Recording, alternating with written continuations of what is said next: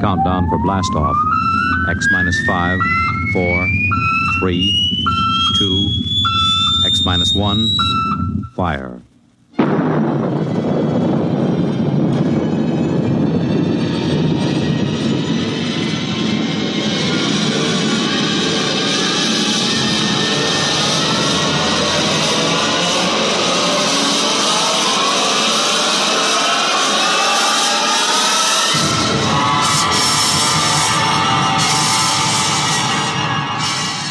From the far horizons of the unknown come tales of new dimensions in time and space.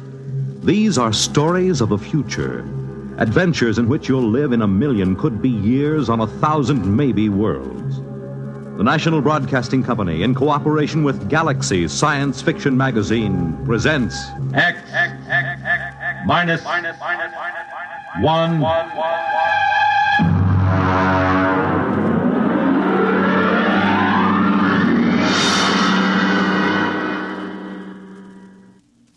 Tonight, the time after the next atomic war. The place, somewhere in the United States. The story, The Moon is Green by Fritz Leiber.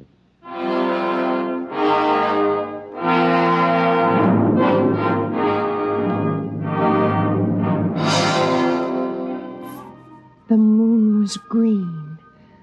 Green as emeralds, green as leaves, green as grass. I reached my arms toward it and let it bathe me. I closed my eyes and let it kiss me.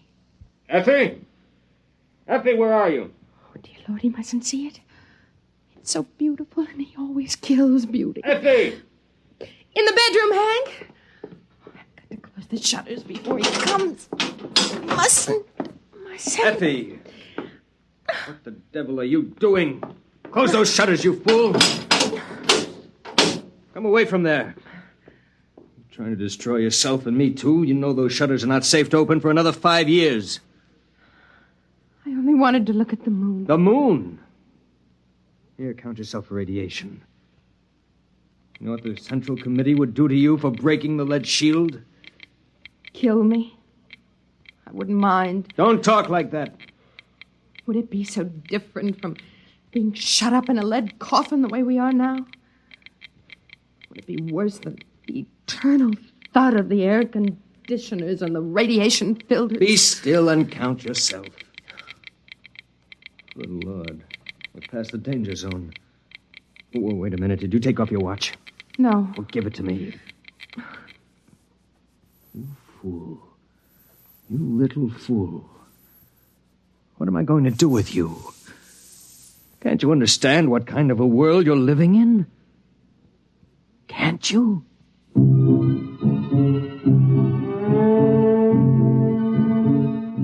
Oh, yes, husband. I can understand only too well. It's the world that can't seem to understand. The world that went on stockpiling hydrogen bombs. The world that started testing those bombs, telling itself it hadn't really exploded enough to make the air dangerous. And then began to throw them across continents, one nation against another. It lasted about 2 months. And after that, the fury of doomed men who thought only of taking with them as many of the enemy as possible. After the fury came the time of terror. Men and women with death sifting into their bones and through their nostrils, fighting for bare survival under a dust-hazed sky that played fantastic tricks with the light of the sun and the green light of the moon. The only chance for existence was to claim one of those underground radiation-shielded places. They went to the strong. And afterward, the waiting behind the lead shields. The endless, interminable waiting. You understand, I suppose, that we were allowed to reclaim this ground-level apartment only because the committee believed us to be responsible people? And because I've been making a darn good showing lately? Yes, Hank, I understand. It's a privilege to have some privacy, you know. I could send you back to the basement tenements. Would you like that? Oh, no. No. Anything rather than that fetid huddling and that shameless communal sprawl. Yet is this really so much better? Being on the surface is meaningless. It only tantalizes. And yet... Well? No, Hank. I don't want to go back underneath. Well, then try to behave yourself. Coming up through the tunnel just now, I decided I'd better talk to you. Frankly, Effie, the committee's beginning to be a little concerned about our lack of children. Oh. Charlie Baker asked me this morning if I'd like my name put on the list for a free woman. You needn't bother. What do you mean? I mean, we're going to have a baby. What? Effie, are you sure? Yes. Effie, that's wonderful. It's magnificent. Do you realize what this means to my rating with the committee? You know how important it is to the community to raise healthy members for the day when we can resume the surface war. Yes, I've heard the broadcast. We'll announce it at the meeting of the junior committee tonight. Tonight? Well, you hadn't forgotten about it, had you? It's the annual banquet. Now, you brighten yourself up and put on your best dress. I want the other juniors to see what a handsome wife the new member has got. What's the trouble now? Well, I'm terribly sorry, Hank, but you'll have to go alone. I'm really not well. There you go again. First the infantile, inexcusable business of opening the lead shutter, and now this. Don't you know what this could mean to my reputation, Effie? I'm sorry. You're coming, Effie. This is just neurotic pampering. Hank, I'll just be sick and you wouldn't be proud of me at all. Now listen, Effie. Tonight's too important. It'll cause a lot of bad comment if a new member's wife isn't present.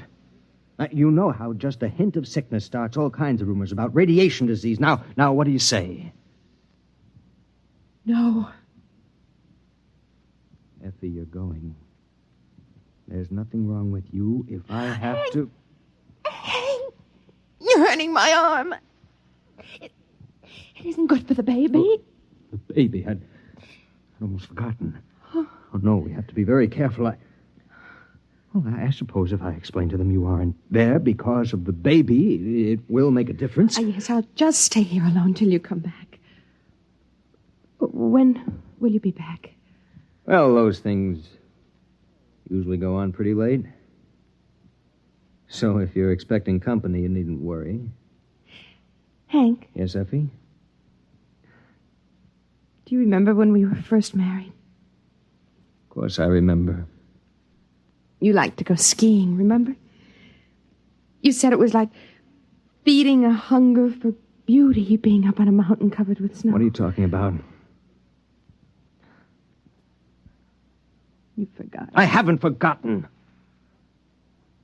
have just as much desire to get outside as you do, but I know there's no chance for me. I've got to see that my children and their children survive to see the sun again.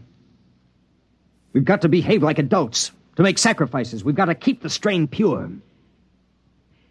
Hank, what do you suppose it's like for them? For whom? The freaks and the mutants, the outsiders. What do you know about them? I remember some of the pariahs. They were hairless, cringing creatures with radiation welts all over their bodies. They came begging to be taken in during the last months of the terror. The committee ordered them shot down, just like dogs. We don't like to talk about that. Hank, are they still out there? Effie, this is the sort of talk that's just morbid. Are they? Yes. There are still humans out there. At least they were humans. They know better than to come near the shelters now. Poor creatures. I can't stand here discussing this nonsense all night. I have to get going. And for the last time, are you sure you won't come down with me? No, I'll wait here. Don't you get lonely? No. I was talking to Jim Barnes today. He told me he wasn't going to be able to make it to the banquet either. Touch of the old flu, he said. That isn't like him, is it? Effie, are you listening? What? You remember Jim Barnes, don't you? He used to be sweet on you, said you had the soul of a poet. Well, yes, I remember him. Why? Never mind. Well, I guess I got a bit sharp with you. I'm sorry about that. I was excited about being made a junior and the baby and all. Selfish of me, I apologize. As you get to bed early, I'll probably go over to the men's dorm for a while after the meeting. You'll be completely alone for the next 4 hours. Do you mind? What? Oh, no. Good night, Effie. He looked at me strangely, and then his features returned to their usual, harder, more calculating expression. Was it possible that he had sensed my very dream? Had it been a dream? Oh, it must have been. It wasn't possible that it had really happened. It had just been an illusion, a silly projection out of my starved romantic imagination. I waited until Hank's footsteps vanished down in the tunnel. And then I waited until I heard it. No, it isn't possible. There's nothing out there. Nothing but deformed monsters. I mustn't open the shutters. I mustn't. Oh, dear Lord, I've got to know. I've got to know. I've got to. Well, now, so you haven't forgotten our meeting after all. You. And were you expecting someone else? It wasn't a dream. You really were out there last night. Oh, yes, and the night before. I was afraid I dreamed it. I still think it's a dream. Lean out into the moonlight a moment. Is this a dream? Oh. Or was it a flesh and blood kiss? And your name is Patrick. Aye? Patrick. Well, now, did you open the window to find God's own breath, the fresh evening air, or did you open it to invite me in? Oh, of course. Come in. Come in. Come, Joe Lewis. Ah, here, now, let me help you. Being a cat with 12 toes on each foot and ears like boxing gloves is a bit cumbersome. I have to help him a bit, you see. Come on now, laddie. There, now. Is your husband about? No, he won't be home for a while. Well, still, I'd better close the shop. Oh, no. Leave them open. The radiation? I don't care. I want to see the moonlight. Aye. Would you have a bit of food? Joe Lewis and I are starved for a bite to eat. Oh, yes. Yes, I'll get it. Oh, Effie? Yes. Oh, but you're a fair creature. Thank you.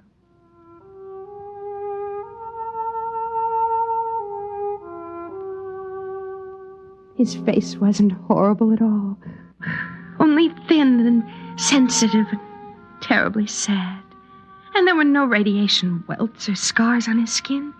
He looked just as he had looked that first night when I opened the lead shutter and saw him crouched at the window. And now I knew it had been no dream.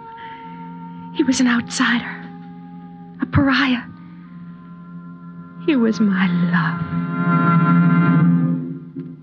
Here's some canned meat and a food pill, and I put on some water for coffee. Oh, bless you, Arun. Come on now, Joe. Here's a bit of meat for your black soul to feed on. He's hungry, poor creature. Well, then, sit down, girl, where I can look at you. All right. Have you missed me? Oh, yes. Oh, I've had some thoughts of you, I dare say. Talk to me. Of what? Tell me again about outside, what it's like. Again? Again and again. Well, now, outside... You say the coffee's heating? Mm-hmm. Well, then, it is a wonderland for sure. More amazing than you and your entombed folk could ever imagine. A veritable fairyland. Tell me the truth about The it. truth? I am telling you the truth, my love. But the bombs and the dust made only ugliness. At first. But then they changed the life in the seed of them that were brave enough to stay. Wonders beyond wondering bloomed and walked. Well, have none of you been outside? Well, the radiation teams go up into the ruined buildings once or twice a year to find canned food and batteries. But they can only work for a few minutes at a time. Ah, sure, those blind-souled slugs could never see anything but food and batteries anyway. Well, tell me what you see, beyond the city, I mean. Ah, there are gardens there. Gardens where a dozen buds blossom for every one before. And the flowers have petals a yard across. Oh. And there are stingless bees as big as sparrows suffering their nectar. Well, did the radiation make all the cats like this one? Like this runt? Why, no, girl. They are grown spotted and huge as leopards. But they're gentle beasts, for the dust has burned all the murder out of every living thing. Well, Hank says the dust kills. Would you like to hear a poem I made? Yes. I'd say it. Fire can hurt me, or water, or the weight of earth. But by some curious coincidence, the dust is my friend. Oh, more. Well, then, there are robins like cockatoos and squirrels like a prince's ermine, all under a treasure chest of sun and moon and stars that the dust changes from ruby to emerald and sapphire. And there are... What is it, love? What's that look for? There's one thing you've never told me about. And what is that? The children. The new children. Ah, now the children. The truth. The truth? Promise. I swear on the skin of my cat here. The children, is it, huh? Well, now, if you'd ever catch a glimpse of one of them, you'd never doubt me again. They have long limbs and smiling, delicate faces and white teeth and the finest hair. They're so nimble that even I, a sprightly man and somewhat enlivened by the dust, feel crippled beside them. And their thoughts dance like flames. But what's wrong with them, Patrick? Wrong? Nay, love, there's nothing wrong. Different, perhaps, and new, but not wrong. Oh, tell me. Well, then, they do have 7 fingers on each hand and 8 toes on either foot. But they're much more beautiful for it.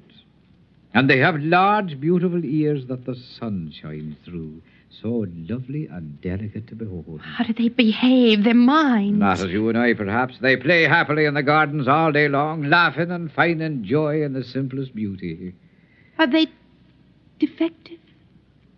Well, now, by the standards out there, you're the defective one shut up here all the while, hating and crawling in ugliness and feeling dirty. No, they're quite lovely.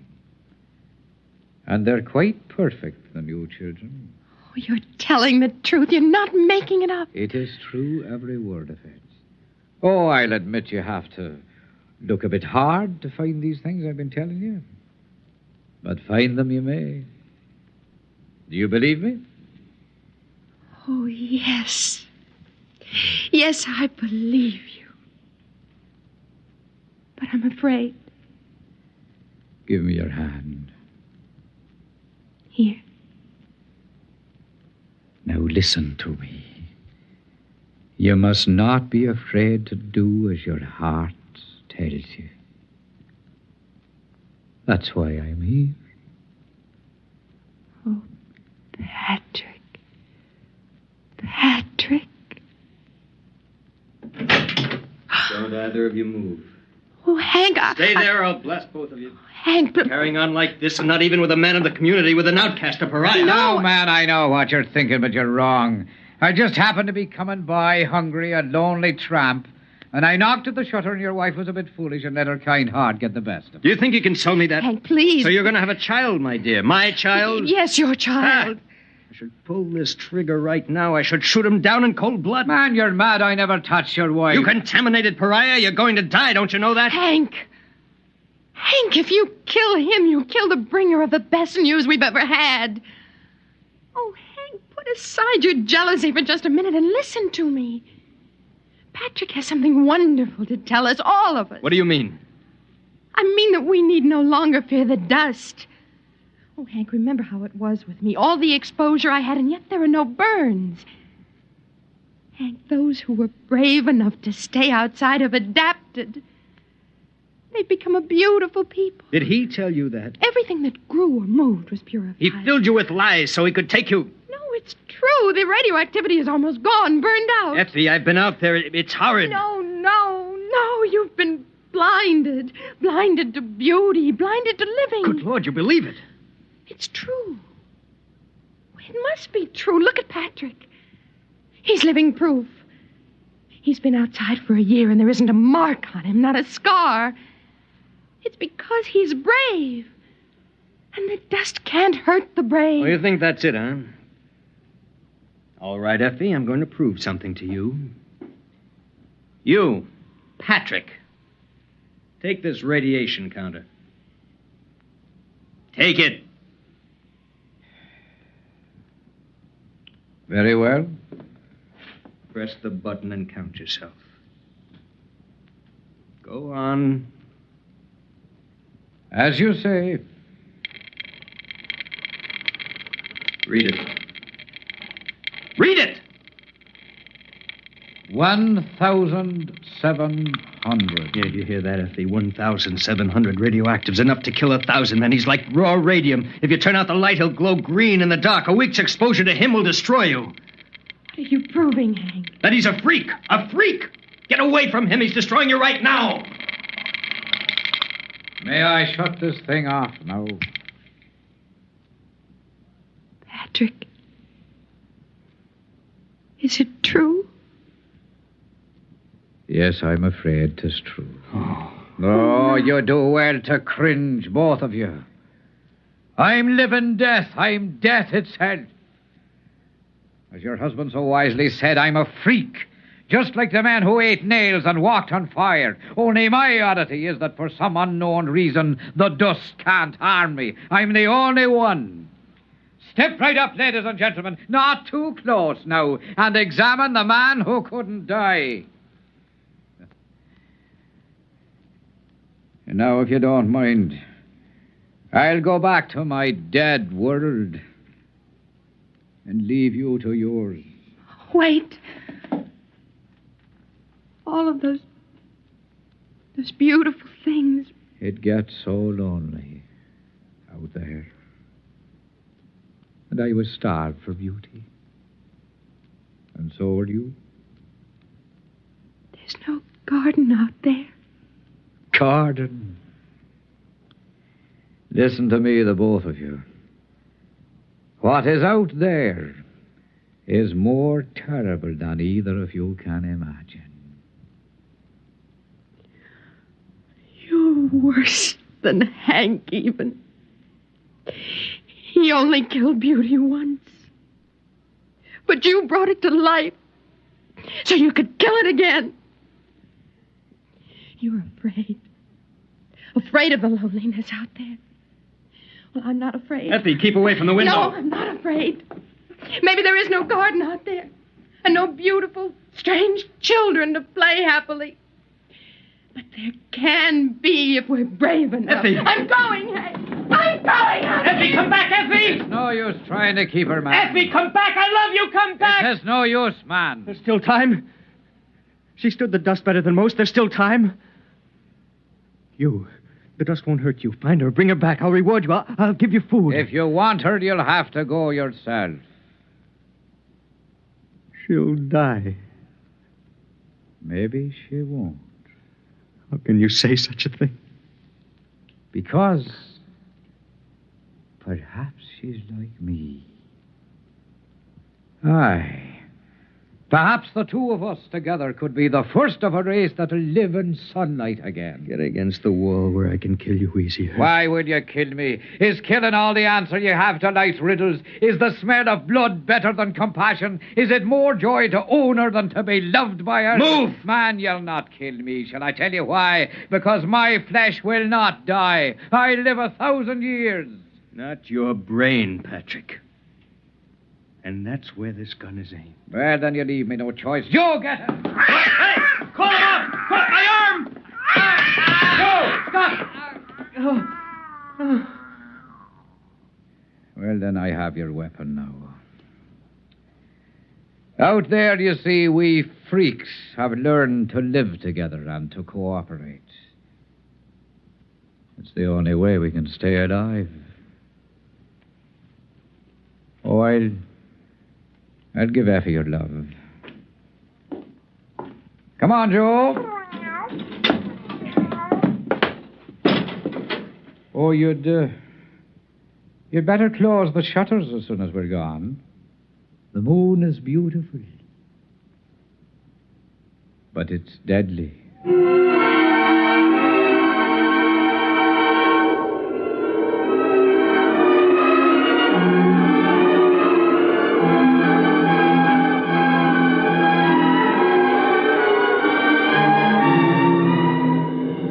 I was waiting for him at the end of the ruined street. When we looked back, we saw Hank closing the lead shutters on himself. We were alone in the world. Above us, the moon was green. I bent and picked up a handful of the dust and let it trickle through my fingers. And I remembered the words of Patrick's poem. Fire can hurt me, or water, or the weight of the earth. But by some strange coincidence, the dust is my friend.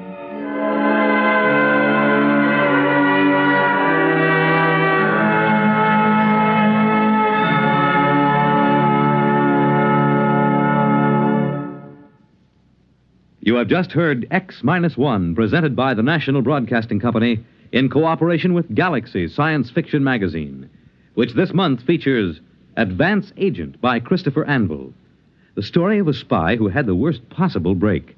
The disguise he had assumed was that of a famous man.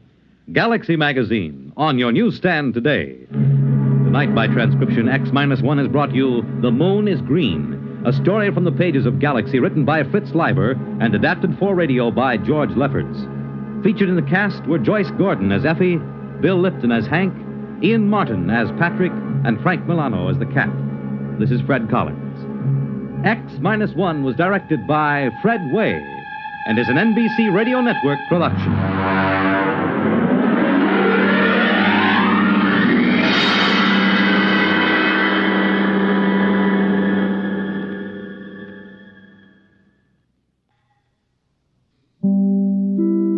In just a moment, X-1. But first, a quiz program does not always improve your IQ. But what's an NBC radio quiz program? Well, you can be sure it'll improve your disposition. Yes, NBC offers listeners a laugh lesson every Wednesday night with two fun-filled question-and-answer shows.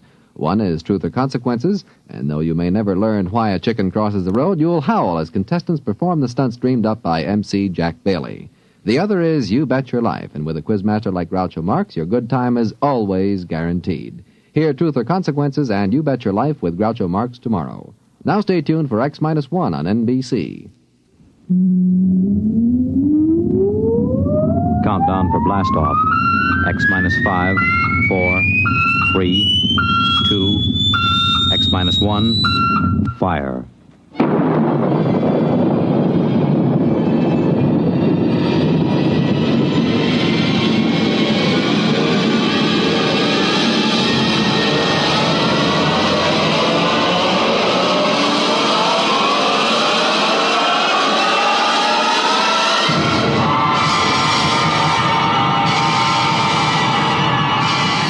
From the far horizons of the unknown come transcribed tales of new dimensions in time and space. These are stories of the future, Adventures in which you'll live in a million, could be years on 1,000 maybe worlds. The National Broadcasting Company, in cooperation with Galaxy Science Fiction Magazine, presents X minus 1.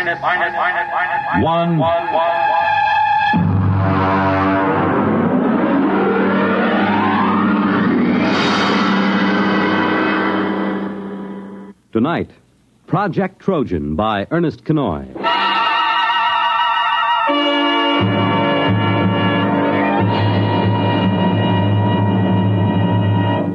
Most of the greatest contributions and biggest messes in history have been made by two kinds of brains, the devious and the literal.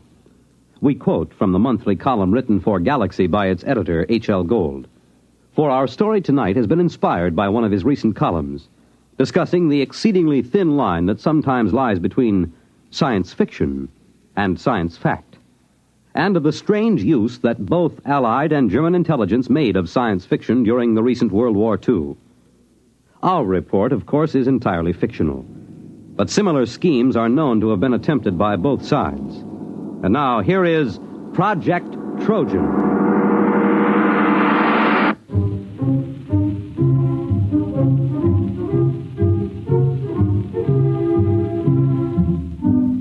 The idea of Project Trojan was originally conceived in February of 1943. The Intelligence Plans Commission, an adjunct to Joint Army and Naval Intelligence, was under the command of Colonel Sir Harold Bostwick. The first antecedent of Project Trojan occurred on an afternoon in February. Corporal Arthur Muggeridge was serving tea to Lieutenant Maurice Withering and Captain Amos Mackenzie. Here you are, sir. That's real butter on the bread. I won 5 pounds of it from one of those Yank mess sergeants over at the Crown and Lance. Oh, butter, eh? Aye, sir. Mackenzie. Well, confounded man, you might show some interest. Here Muggeridge tangles with the 8th Air Force to improve your tea, and you sit there reading. What the devil is so engrossing? No, never mind. If it's me you're worrying about, you needn't, sir. I was cleared for most confidential and top secret before I set foot in the pantry. What is it, Mackenzie? Well, I was reading about a fascinating notion. It's a machine, you see, dreadfully ingenious. It's a method of setting up a reverse polarization field about a given metallic surface, say the plates on a submarine or a tank. Makes them 5 times as strong. A little more cream, Muggeridge. It's powdered milk, sir. Hush, leave me to my illusions. Well, Mackenzie, how can you be so calm? Don't you realize what this means? Tanks 5 times as strong? Is it in production? I mean, when do the first models go into combat? It's certainly been a well-kept secret. I wouldn't say that. There's about 50,000 people who know all about it here in England. And, of course, a great many more in America. Oh, that's impossible. But I doubt if it will ever be used in combat. You're stark raving crackers. A secret like... Where did you find this? Now, let me see that. There you are. Incredible science fiction. It's an American magazine. You mean this is a story, one of those Jules Verne things? You've been pulling my leg. Aye? Well, I mean, after all... Well, Captain Mackenzie, I hardly think that... Well... Now, don't get stuffy, man. After all, to chaff me before the ranks. I don't mind, sir. But it did have you going, didn't it? Well, it sounded plausible. I don't know a confounded thing about electrical fields. Even if you did, it might take you in, huh? You see, the trick these science fiction lads do is to take something that's solid as a rock and then to push it just a wee bit forward till you simply can't tell where the science ends and the fiction begins. Still, I wish you'd exercise your ingenuity in deceiving Jerry rather than me. Good Lord. That's a fine idea. What is? If an intelligent, brilliant officer and gentleman like yourself might be taken in by a wild tale like this, whom else's leg might we pull? Huh? Muggeridge, another bread and butter sandwich, if you please, and take one yourself.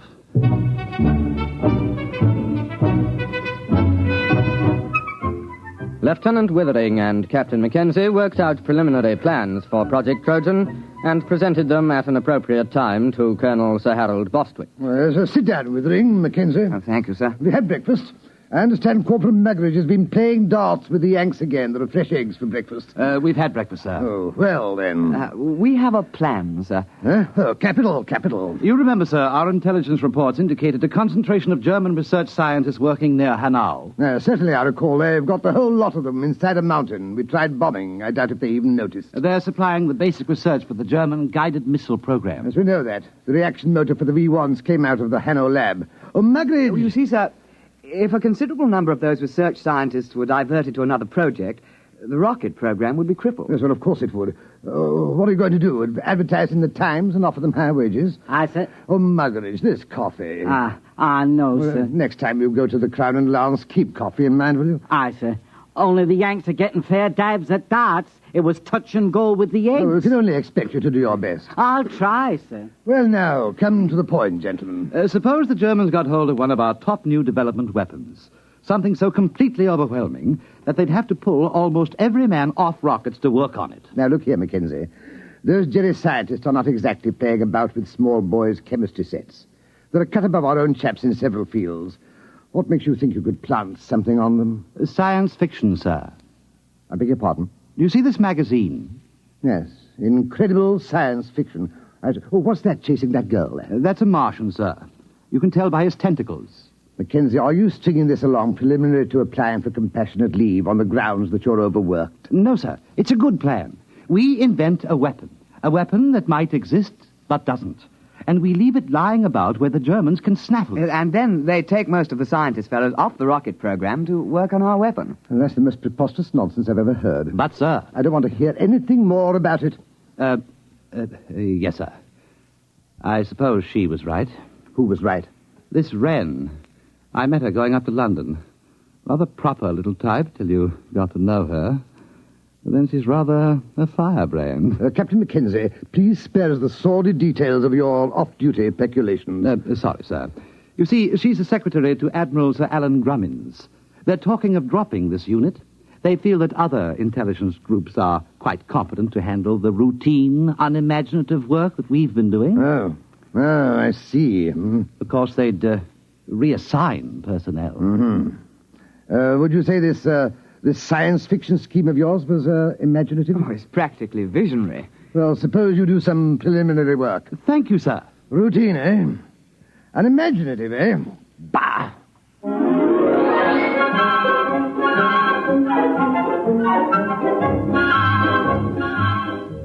On the 14th of February, preliminary work was begun on Project Trojan. At first, Lieutenant Withering and Captain Mackenzie worked alone, researching the source material of the project. Slamming the firing keys, brick blasted down on the Krull warship. Bright beams of crisp destruction lanced out from the giant dreadnought and licked along the plates of brick's one-man scout. Nothing in that one. What have you got? It's a story about two robots who fall in love. What's the name of that Johnny who came closest? Herman. Jad Herman. He got half a dozen ideas that are close. Where do you suppose he is? Somewhere in the States, I suppose. That's no use, then. Why? Look, man, perhaps we can put a query through Central Chafe Intelligence.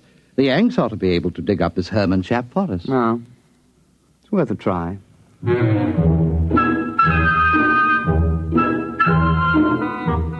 It took 7 days for a report to reach IPC that one Jacob David Herman, a private first class in the American Air Force, was based on a field north of Cheltenham in the Gloucestershire area. Lieutenant Withering and Captain Mackenzie requisitioned transport and visited Herman at his place of duty. You don't mind if I go ahead with my job, do you? I gotta have this place ready for inspection by 1300. Go right ahead. Hand me the cleaning powder, will you, please? Yes, very well. Say, what do they put in porcelain in England? You break your arm trying to get it clean. Private Herman. You are Jad Herman, writer? Yeah, that's a pen name, Jad. I use it for SF stuff. I used to write for the Confessions under the name of Cynthia Herman. I remember one article. I was saved by the YWCA from a life of shame. We're interested in your science fiction articles at the moment. Oh, yeah? Well, I know we had some sci-fi fans in England. Oh, we're not exactly sci-fi fans. We're from Is anybody else here? Well, look for yourself. There's no hiding place down here. Well, we are from Intelligence Plans Commission. Uh-huh. We need your assistance, sir, Mr. Herman. No kidding. We have a project that calls for your particular talents. You got a latrine needs cleaning? We're quite serious, Mr. Herman. Will you kindly pack your things and be ready to come with us within 1 hour? Oh, I'm sorry, gentlemen. I couldn't possibly leave until after inspection. I've got too much of myself invested in this latrine. But after that, I'm at your service.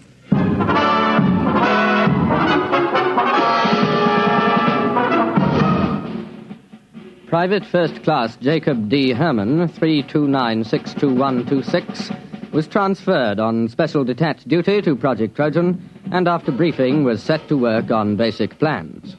Now, look, Mac, here's the way I see it. If you want to con a scientist, you got to be pretty straight all the way. You can't get away with more than one phony step in the process. Precisely. Now, here's the way I see it. It's a focusing beam weapon. The electronics on that are square. I used it in a story about 2 years ago. Feinschreiber at MIT and Temple and Westover at the Bell Telephone Laboratories worked out the basic field formulas. What do you mean it's real? Well, up to a point. Everything's on the level till you get to the catalytic action on the grid. Now, that just won't work.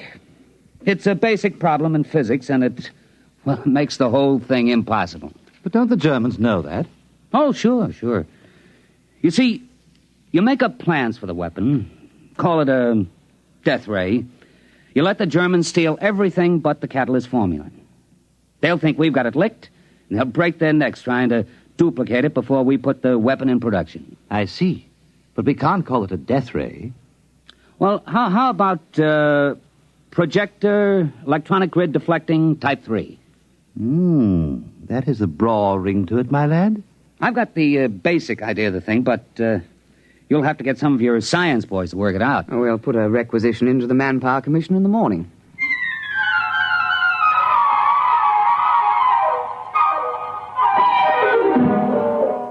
Doctors Montague, Felder, Harrison, Seisenby, and Pilsudski were assigned to Project Trojan, and under the direction of Private First Class Jacobs, complete specifications and plans for projector electronic grid deflecting Type 3 were drawn up.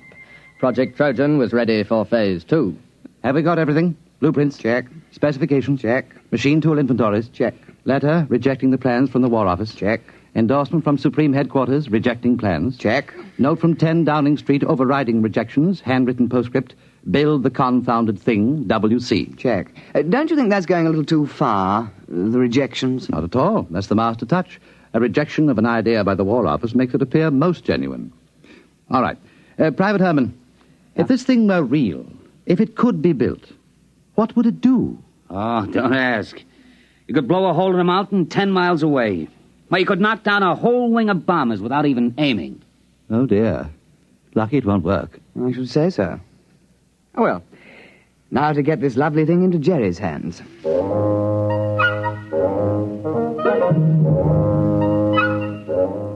Phase 3 of Project Trojan was commenced on the 15th of March, 1943.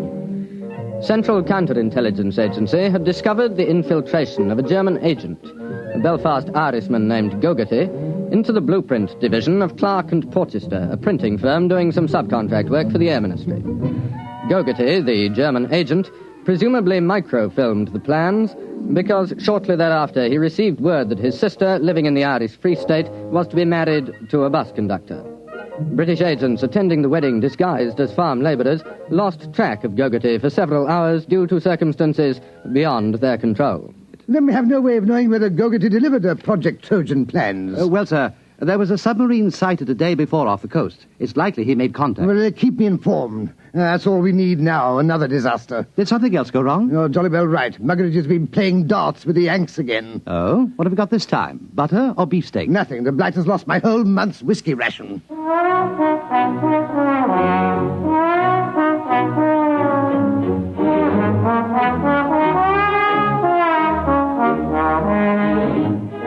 Now the cover operation supporting Project Trojan was undertaken.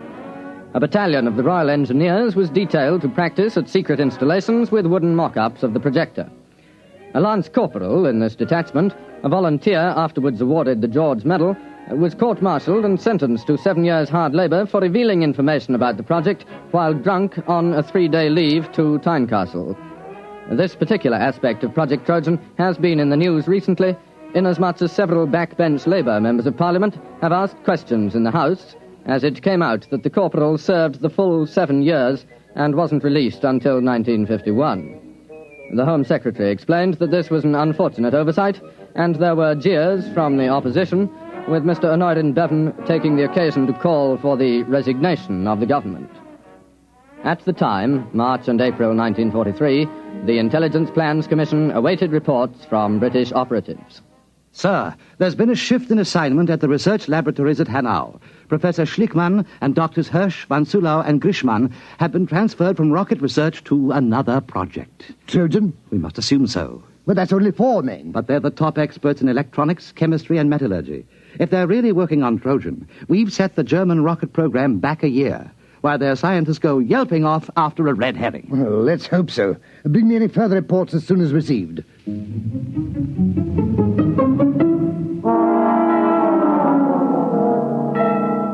British intelligence reports, filtering back through occupied Norway and neutral Sweden, continued to indicate the success of Project Trojan. 4 more top scientists were known to be transferred from the rocket research base at Peenemünde to the Hanau laboratories.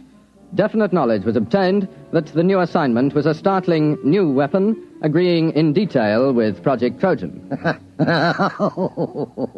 What a sally, Mackenzie. What a stunt. Yes, sir. We shall have to have a little party to celebrate. We'll have that Herman chap in for a drink. I'm sending Muggeridge off to play darts with some of the Free French over at Germain Manor. He ought to be back soon with the champagne.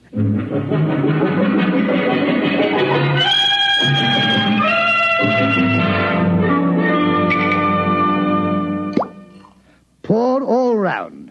Private Herman? Thank you. All right now, to the projector, electronic grid deflecting type 3. The biggest fraud since the South Sea bubble. Colonel Bostwick. Oh, Withering, take a glass. We're just drinking to Trojan. Well, I think I'd rather not, sir. Well, what do you mean? There's a dispatch from Germany. What about it? A section of the mountain overlooking Hanau has disappeared. What? It's true. It was on the reconnaissance maps yesterday, and it was gone this morning. A 10-mile slice of mountain. That's impossible. Oh, it isn't. It works. Trojan works. But it can't. There's no catalyst. It's impossible. All our scientists said so. Well, I guess they were wrong. It works. They must have found the catalyst. I suppose we should have foreseen that. All those scientists working on it. They must have built the model and tried it out. It won't take them more than 3 months to put it into production. Well, here goes the war. Muggeridge. Aye, sir. Fill the glasses up again.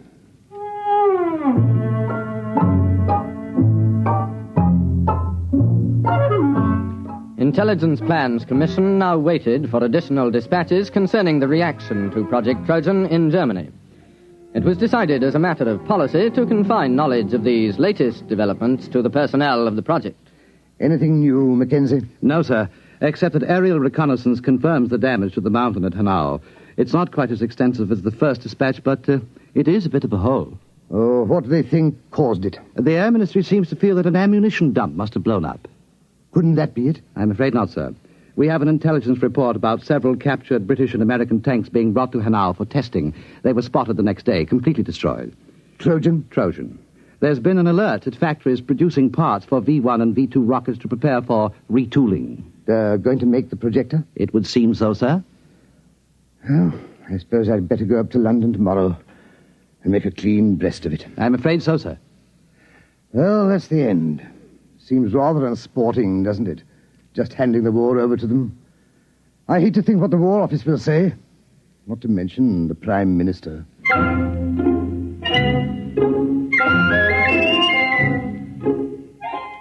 Project Trojan was nearing its closing phase. At precisely 0600 the next morning, Colonel Sir Harold Bostwick ordered his staff car and, taking a thermos of tea, proceeded to leave his office. Just before the staff car got underway, Lieutenant Withering appeared with another dispatch, accompanied by Captain Mackenzie and Private Herman. Colonel Bostwick, sir. Wait. So what is it, Withering? Another dispatch. No, don't, please. It's bad enough. There's been another disaster at Hanau. They knocked another mountain with our little present to them? No, sir. They've knocked themselves out. What? The laboratory under the mountain. It's exploded. It has? Went up like a Roman candle. We've got pictures. There was a flight of mosquito bombers over at the time. What happened? The projector. It backfired. How do you know? It had to. That's why the catalyst is impossible. You see, the metal fatigue on the grid is a function of... Never mind. Are you sure? Yes, sir. We have a reliable agent's report. The Germans are completely confused. They were operating the projector under a top-secret designation. Nobody knew any of the details except the dozen scientists working on it. And they were inside the laboratory when it blew. Our man was in the rescue squad. There isn't a thing left, sir. Plans, models, or scientists. Sir, do you realize that Project Trojan was a success? We've diverted a dozen top scientists from the rocket program permanently.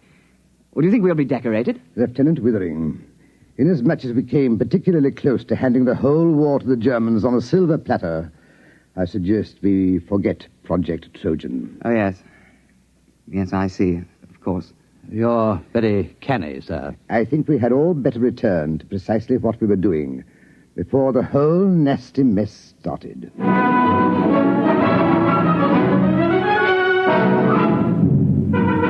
The final phase of Project Trojan was completed on the 22nd of March, 1943. The file, through some inadvertent error, was lost before the Intelligence Plans Commission had a chance to report to the War Office.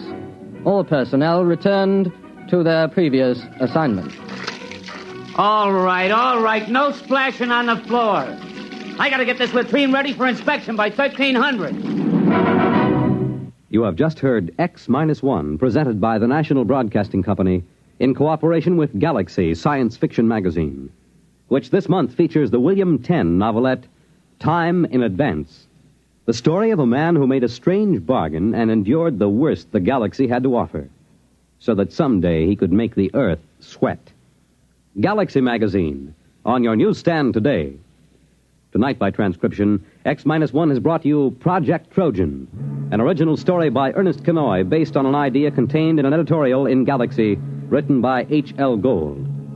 Featured in the cast were Burford Hampton, Alastair Duncan, Ivor Francis, Alfred Shirley, Bill Quinn, and your narrator was Alfred Hislop. Your announcer, Fred Collins. X-1 was directed by Daniel Sutter and is an NBC Radio Network production.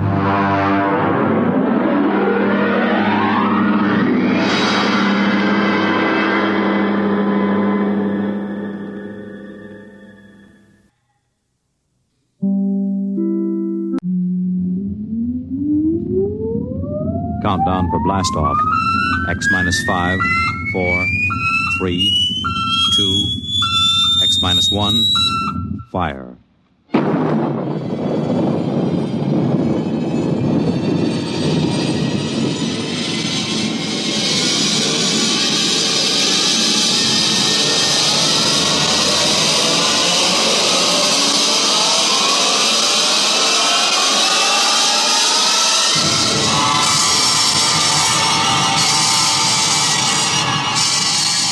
From the far horizons of the unknown come transcribed tales of new dimensions in time and space.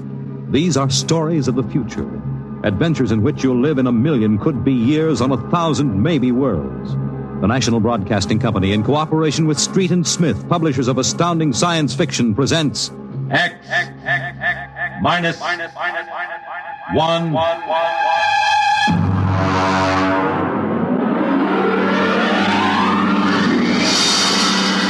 The Martian Death March.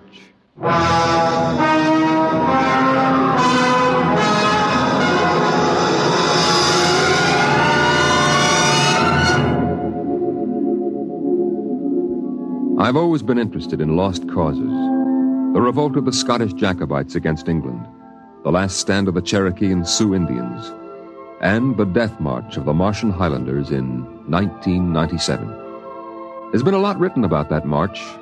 The UN Commission report covers 4 volumes, but the whole story isn't down on paper yet. I know it because I was on that march from the beginning to the end. There's one part of the story that no one ever mentions. The Martian Death March of 97 was led by an Earthman.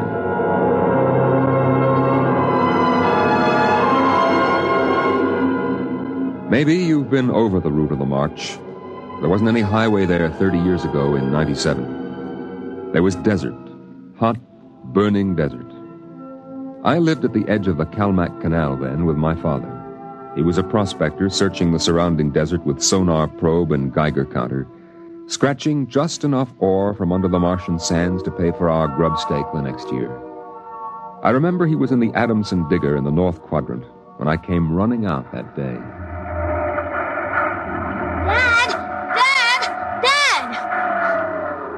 There's somebody coming, Dad, across the desert. You sure? I saw them. They're a couple of miles out. Well, how many cars? They're on foot. On foot across the desert? Honest, Dad. I saw them. Are you sure it wasn't a light reflection off the canal? No. It was dark against the sand. I don't like that. You run back and get the rifles out. I've got to pull the digger into the shed. Is there going to be fighting, Dad? I don't know. I got a whole year's ore piled out back in the bins, and I ain't going to lose it to no claim jumpers.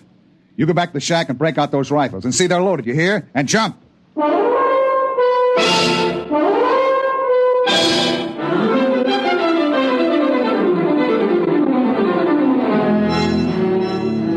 Dad had 3 surplus Army rifles and a couple of homemade grenades made out of ore cans stuffed with Adamson A explosives.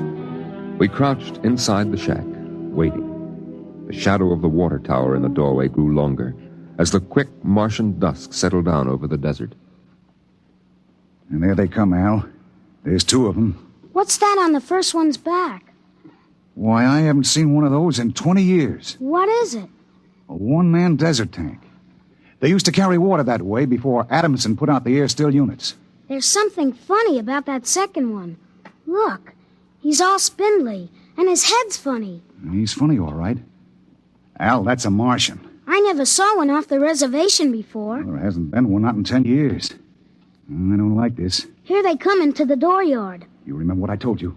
Line up the sights and just squeeze the trigger. Hello! Hello there! Now, Dad? Hello! Wait a minute. What do you want? Water! I need water. Who are you? My name is John. John, huh? What are you doing with that spider? His name is Cantalcar. I don't care what his name is.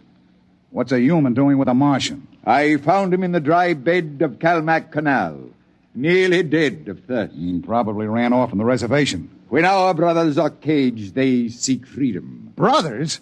Those spiders? All living creatures are our brothers.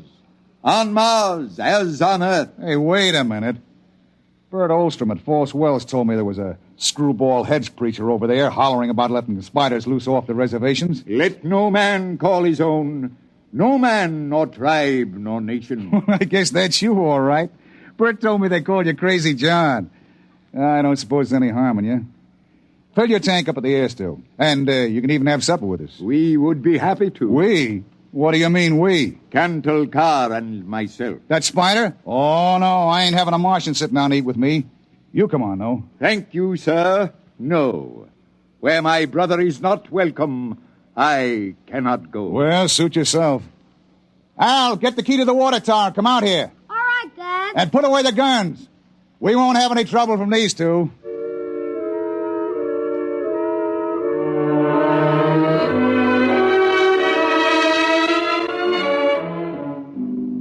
The old man filled his tank at the air-still tower, and the Martian went through the ash pile for half-burned fuel brick. When we went in the house for supper, I could see them silhouetted against the fire. The old man with his wild hair and beard, and the thin, spidery arms and legs of the Martian. Dad? What? Are all the Martians on the reservation? Yeah. All but a couple of wild ones in the mountains up north. The patrol catches a couple every year. Why? Well, they murder people. No, I mean, why are they on the reservation? Because it's the safest place to keep them, past us all. How many are there? Oh, I don't know. A few thousand. They keep dying off. Why? They catch earth diseases. Chickenpox almost wiped out the whole gang of them 2 years ago. Chickenpox? I had that. It didn't wipe me out. You ain't a Martian. I was born on Mars. Well, I mean you ain't one of those spiders. Now eat your food, it'll get cold. Okay. Dad? Oh, what now? Were the Martians always on the reservation? Well, since the Outpost 3 massacre, they have been. What was that? Oh, back before you were born, they lived wild in the mountains up north. Were they fierce? Fierce enough. Only place for them spiders, behind wire. Yeah, it sure is. Out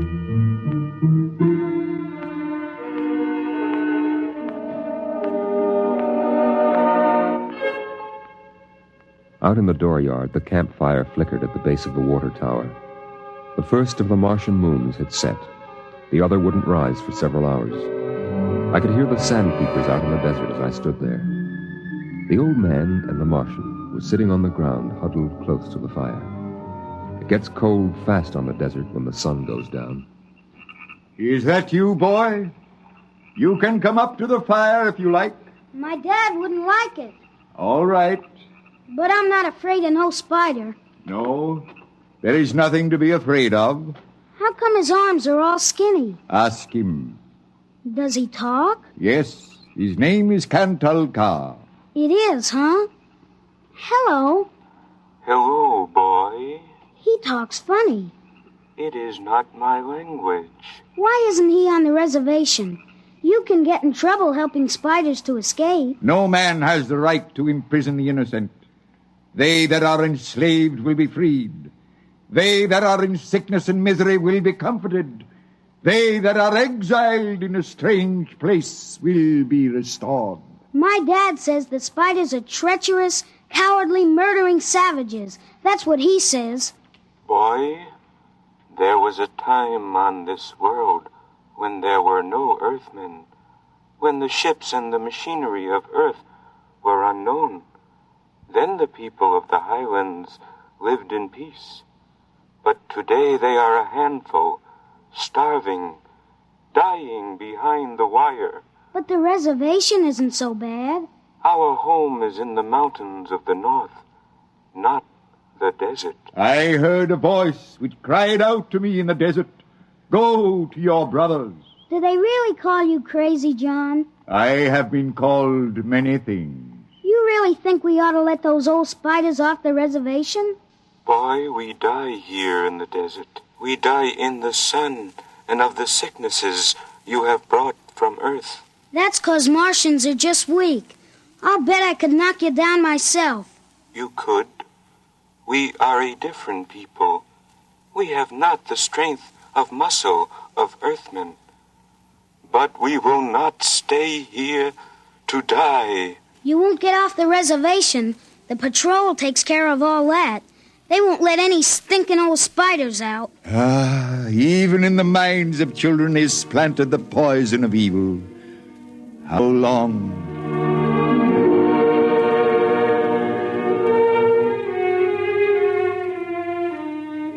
That night through the window, I could see the flicker of the old man's campfire. He was walking up and down now, shouting, singing hymns verse after verse, his white beard catching the light as he passed behind the fire. The Martian sat slumped over, his thin, spindly arms folded across the huge barrel chest that had developed over the centuries as the air of Mars thinned and escaped into space. In the morning, I looked out, and they were gone. Looking back now, we wonder how they did it. The high-voltage wire around the reservation carried a fatal charge. The patrolmen in the tower had 50-caliber machine guns. The desert around the camp was mined heavily. Yet, at dawn, August 7th, 1997, they broke out. I was down at the dried-up canal bed hunting sandpeepers when my father came running after me. Al! Al! Here I am. Come on, back to the house. What's the matter, Dad? You shut up and run. What is it? The spiders busted loose. Bert Olstrom radioed in. They come in here? They're headed this way, the murdering devils. They kill anybody? 6 patrolmen when they busted through the wire. What are you gonna do, Dad? Fire a keg of Adamson A across the gate. You get in there and get the guns out.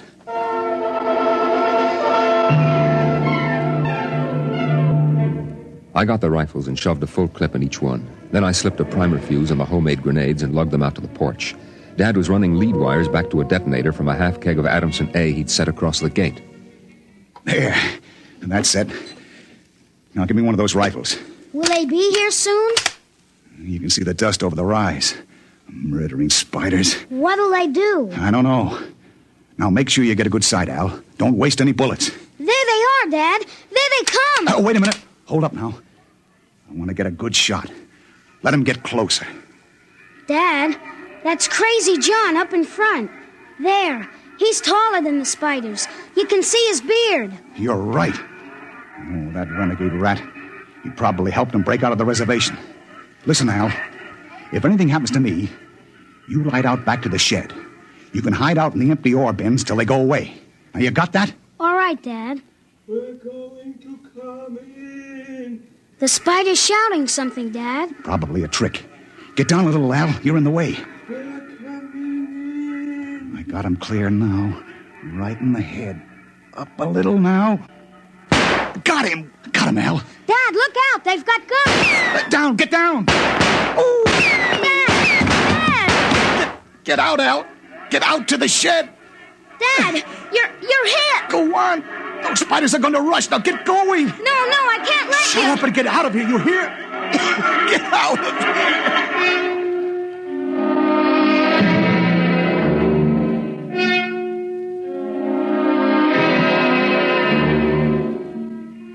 I ran back through the house to the shed. Behind me, I could hear the Martians sweeping up to the dooryard. Then suddenly the ground shook, and I could feel the dull concussion waves hit my ears as the Adamson A exploded. I could hear the high, whispered screams of the Martians and the rattle of fragments on the metal roof of the shed. I dived into the empty ore bin and slammed the hatch almost shut. I sat there waiting. And then suddenly a shadow fell across the edge of light, and the hatch slid open on top of me.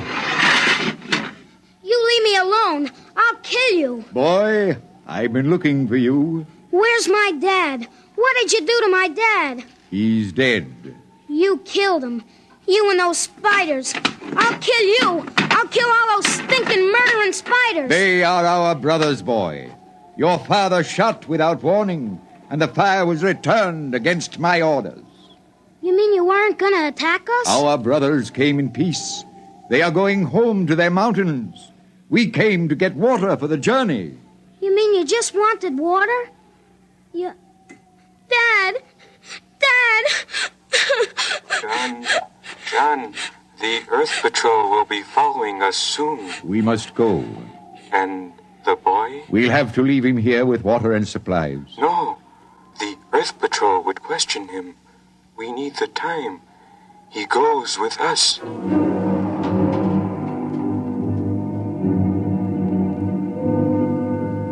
They tore the Adamson air still from the tower and mounted it on poles.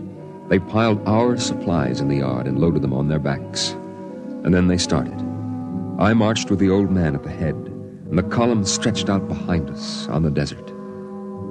I turned to look back at our house, but the sun was behind it, blinding red. The old man pulled me around as he marched, his eyes fixed on the horizon, where far to the north rose the cool mountains that were the ancient home of the Highlanders. 14 of the Martians died the first day. They dropped to the side of the column when they could go no farther, and died. But the march went on. On the 5th day, we swung wide to avoid a mining settlement, but not wide enough. The miners were in ambush behind a pile of rocks.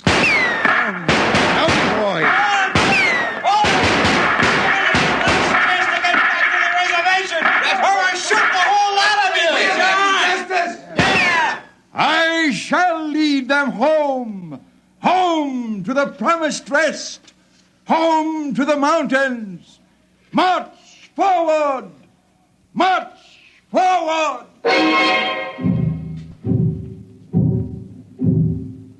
And the march went on. We wound across the desert in wild zigzags, following the paths the old man had traveled through the years. Only once a patrol plane hovered on the horizon and then shot away. The days went on, the weeks, and the Martians died. They died of exhaustion. They died of the diseases we had given. And they died of thirst. The Adamson still could produce 27 units of water an hour, no more. And on that, they died of thirst. Here, boy, here's your water. But that's more than the others got. Take it. It's yours. You're giving me your water. It will be provided to me.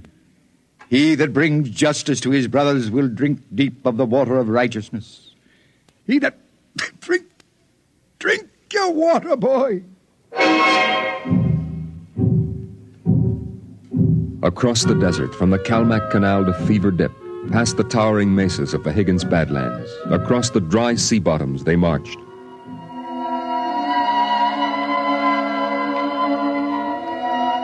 On the 54th day of the march, we halted at evening.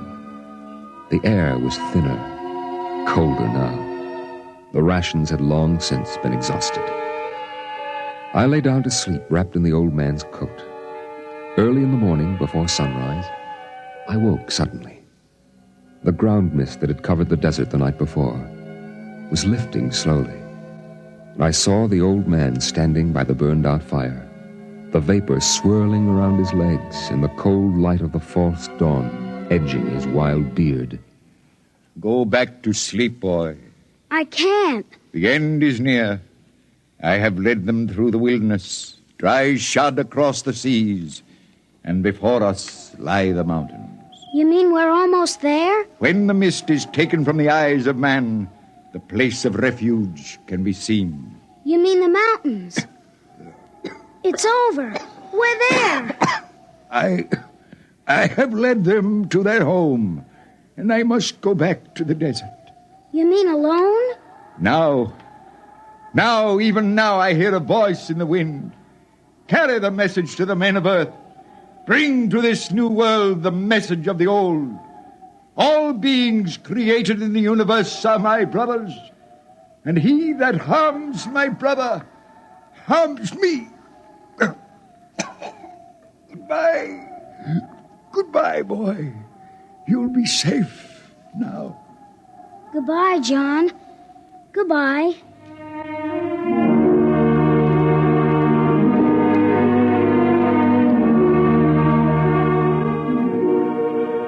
The Martians found him 500 yards from the camp, dead. Now the mist rose, and before us towered the highlands, the tall green mountains and the cool sky. The march was over. Of the 7,000 Martians who started, 900 were alive. They gathered now on the rise of ground and faced the hills. Their thin bodies wavered as they stood, and some dropped to the ground as they stood there. But there was a light of hope in their large, staring eyes. Most of them had died, but they had died on the way home. And now the march was over.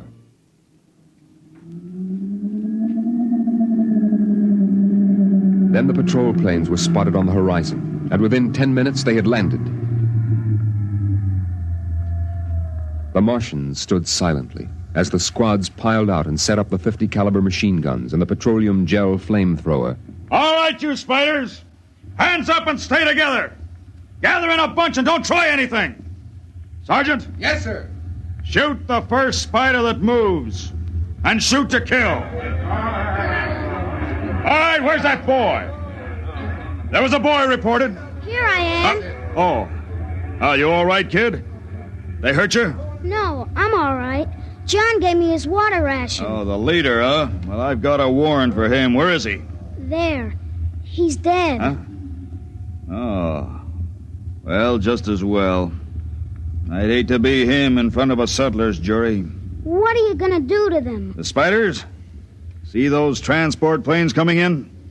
We're going to ship them all back to the reservation where they belong. You can't. You can't do that. What are you talking about, kid? You can't take them back. They're home. John said they were home. You can't take them back. It isn't fair. I won't let you. No, I won't let you. I won't let you. Hey, let go of me. Sergeant. Yes, sir. Peel this crazy kid off me. All right now, kid, take it easy. I must be shot. Can't believe he's safe now. Yeah, I guess that's it. All right, you spiders, step it up. Move along to those transport planes. It's all over now. You're headed right back to the reservation.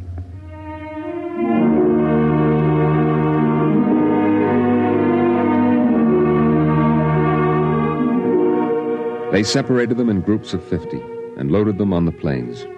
900 out of 7,000. And soon the first big-bellied ships waddled out on the hard sands and lifted slowly into the air, headed back to the south, flying over the trail of dead and dying who started on the march to the highlands, the march to home. Don't worry about them spiders, kid. We'll take care of them. Come on now, kid. You'll feel better as soon as you get back. to civilization.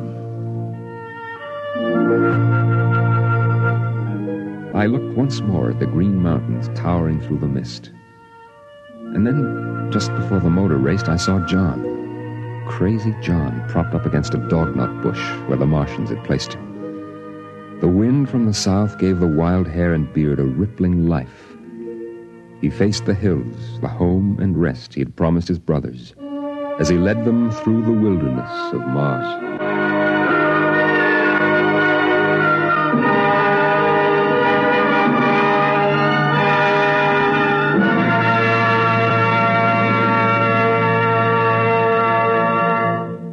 You have just heard X-1, presented by the National Broadcasting Company in cooperation with Street and Smith, publishers of astounding science fiction. X-1 was an NBC Radio Network production.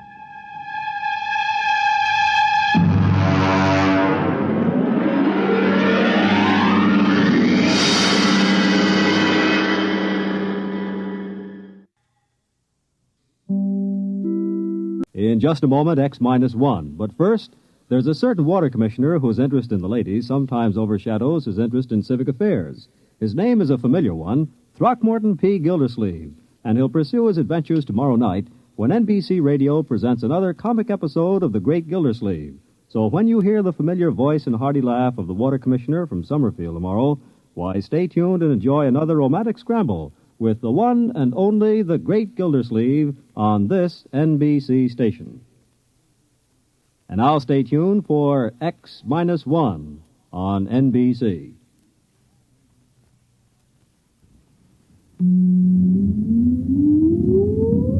Countdown for blast-off. X-5, 4, 3, 2, X-1, fire.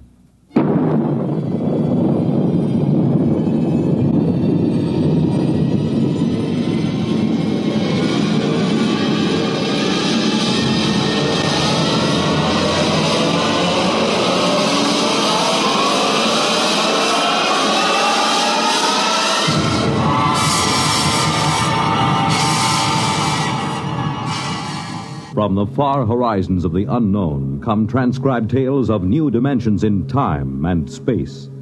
These are stories of the future, adventures in which you'll live in a million, could be years, on 1,000 maybe worlds. The National Broadcasting Company, in cooperation with Galaxy Science Fiction Magazine, presents X-1.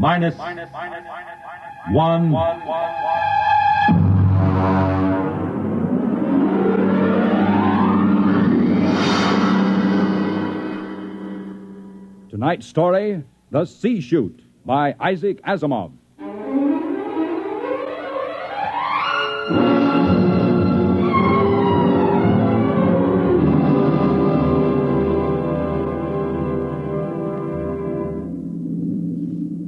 We were on our way home to Earth when it happened. 6 of us, coming home as passengers aboard the merchant spaceship Starfire.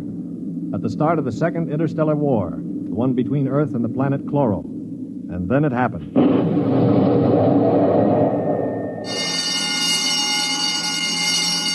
Now hear this. Condition red. We are under attack from a Chloran battlecruiser. All hands forward to battle stations. Passengers will remain confined to the after cabin. Condition red. We are being attacked. The interception by the Chloran cruiser, the murderous running jewel of energy blasts and force field defenses.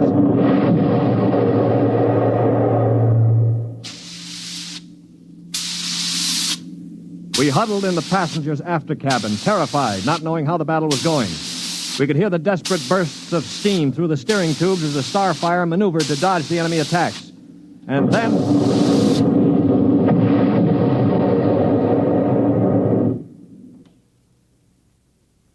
Now what? The beginning of the end, you might call it. Well, what does it mean, Stuart? You were a space pilot? It means our generators have been drained of energy. We can't fight back. But, All right, monsieur, don't worry. They won't destroy us. They need our ship too badly. They'll simply board us and take over. But what about the crew? The crew, Colonel? If they have any sense, they'll surrender. If they choose to fight, they'll... Now, they're coming aboard. Now, be very still. Oh, Mother in heaven, help Will us. you be still? If only those fools on deck will surrender without a struggle. They are fighting. Yes, it's the end. We've got to help them. All right, don't open that door. We just can't let them die. You can't help them. I'm going. Stop him! All right. Aristide! Shut the door quickly! Aristide, my brother. That poor fool. I'll get them. My brother, I swear to you, I'll get them. Yeah, you better cover his body. The brutes. The monstrous green-skinned brutes. They're no more brutes than we are, Colonel. This is a war. Are you defending them? I'm merely pointing out the facts. I ought to strangle you. Why not save it for the chloros? I will. I promise you I will. Well, they're probably deciding right now what to do with us. We might as well settle down and wait.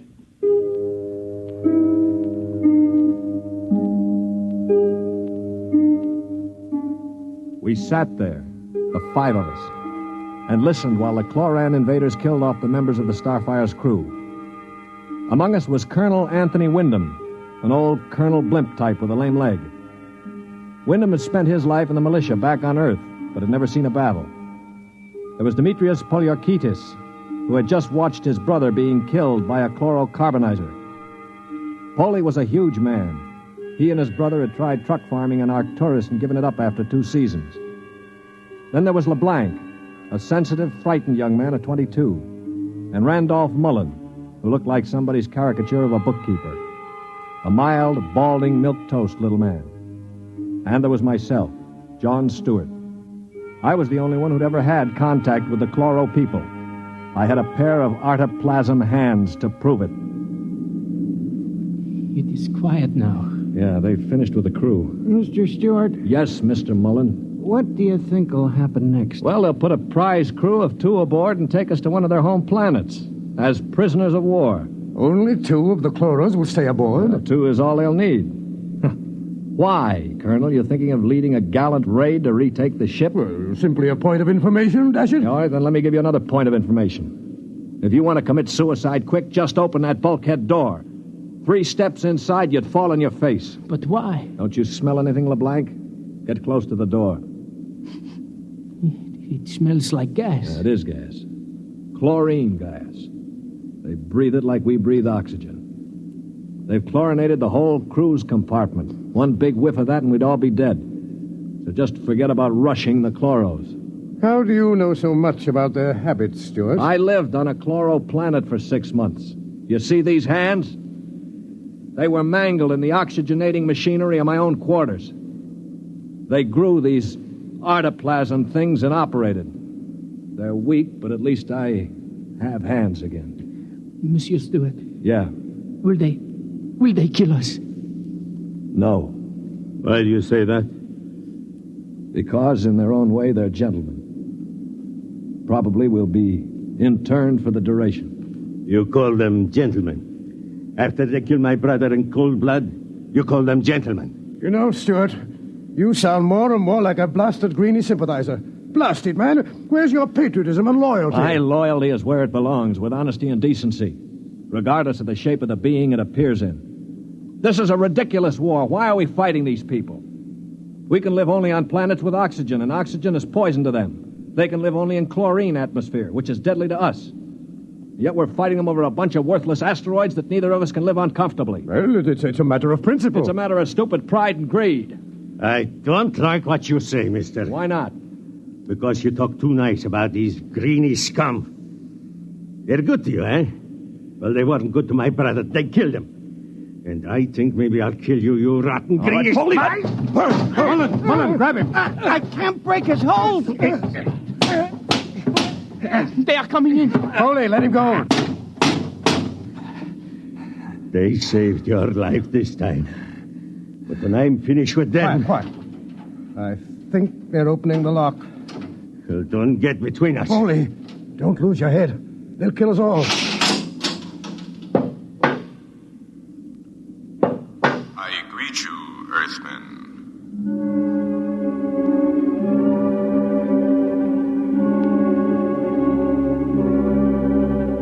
The Chloro was not a pleasant sight to anyone unused to him.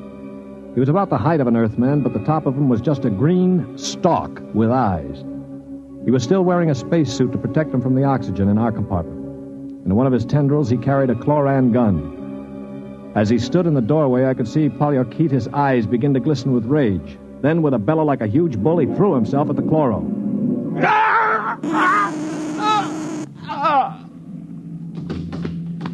He is not dead, merely temporarily paralyzed. You five will remain together as prisoners of war. We expect to reach our own planet within several weeks, your time.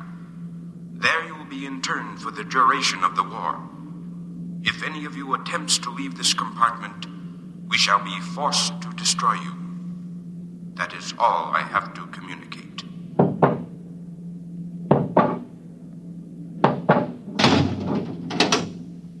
Hadn't we better do something for Mr. Polyarchetes? Oh, he'll be all right. Just hoist him up on the cot. That's good. Hi, Polly. Can you hear me, you stupid brute? His voice is coming back. Yeah. Now, I know what's going on in that thick skull of yours, Polly. You think that when the paralysis wears off, you'll ease your feelings by slamming me around some more. Well, if you do, it'll be curtains for all of us. How do you mean, sir? None of you know the chloros the way I do. Unlike us, they assume automatically that any group of Earthmen they find together comprises a biological grouping, like an ant colony. The result is that they consider the group as something holy. Now, they'd never break us up. And if one of us did any harm to another, they'd have us all executed as a bunch of chloro-type perverts, a non-functioning group. So call all the names you want, but keep your hands to yourself or we're finished.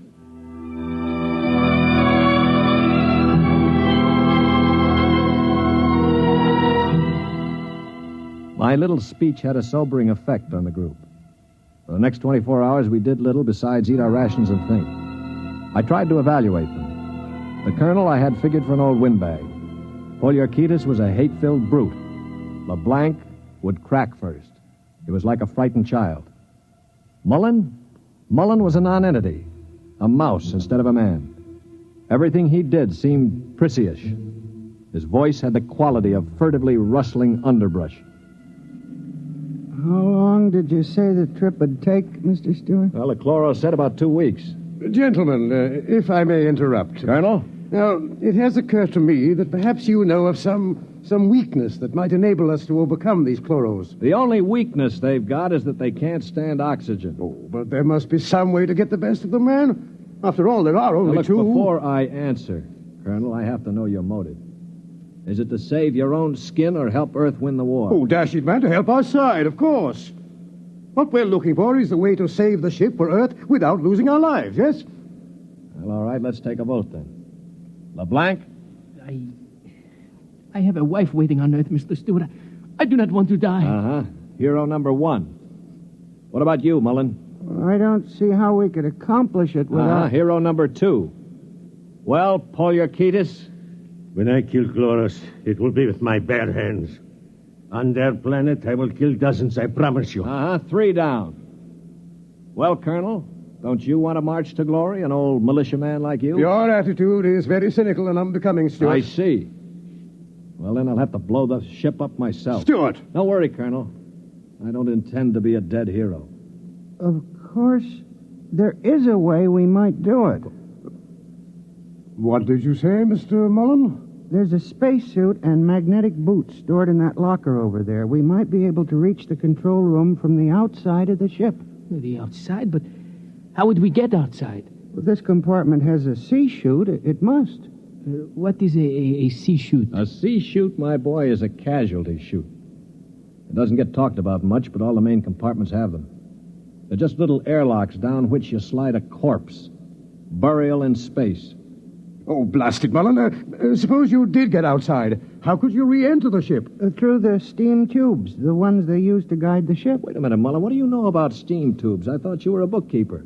Well, on Arcturus, I got interested in spaceship models. I studied all about them. On my own time, of course. Yeah, naturally. At any rate, I learned that the steam tubes have an access vent directly to the control room for repairs and so forth. And the chloros, they are in the control room. What do you think, Stuart? Well, it's a video sort of idea, but it might just work. We could get permission from the Chloros to open the sea chute and bury Paulie's brother. And one of us could slip into it, work forward, and climb up through the steam tube. The question being, which one? What about you? You with your loud talk and your sneers. I'm no hero, Paulie. I've already said that. My object is to stay alive. The steam tube let go while you were in it, you'd be broiled like a lobster. Well, how about the colonel here? If I were younger, blasted, I'd trounce you. You know very well with my injured leg. Yeah, of course. Not to mention my artificial hands. Well, now, what unfortunate deformities do the rest of us have? Paulie? You just keep talking, Mr. Big Mouth, and pretty soon we'll kick your teeth in. Of course, that's your standard reply to everything, isn't it? LeBlanc, will you do it? I cannot. Not even to get back to Denise? Please, I cannot. LeBlanc needn't go. I'll do it. What? After all, it is my idea. Wait a minute. Are you serious, Mullen? Yes. Well, how? I don't understand. Why? Why you? Well, it seems no one else will do it. But that's no reason, man. I can't think of any other. Look here. Do you really intend to go through with it, sir? Yes, I suppose I do. Well, dash it, man. Let me shake your hand. You're an Earthman, by heaven. You do this thing and win or die. I'll bear witness for you.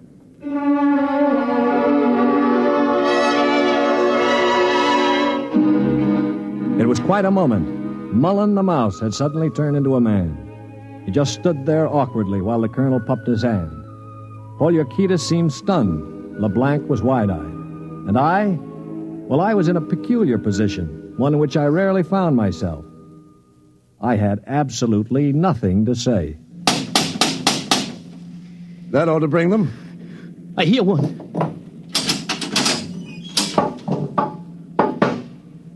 What is it, Earthman? One member of our unit is dead, as you know. We request permission to jettison his body out of the casualty chute. You may do so. You'll have to open the chute lock from the control room. I will do so. Is there anything else? No. Nothing else, thank you.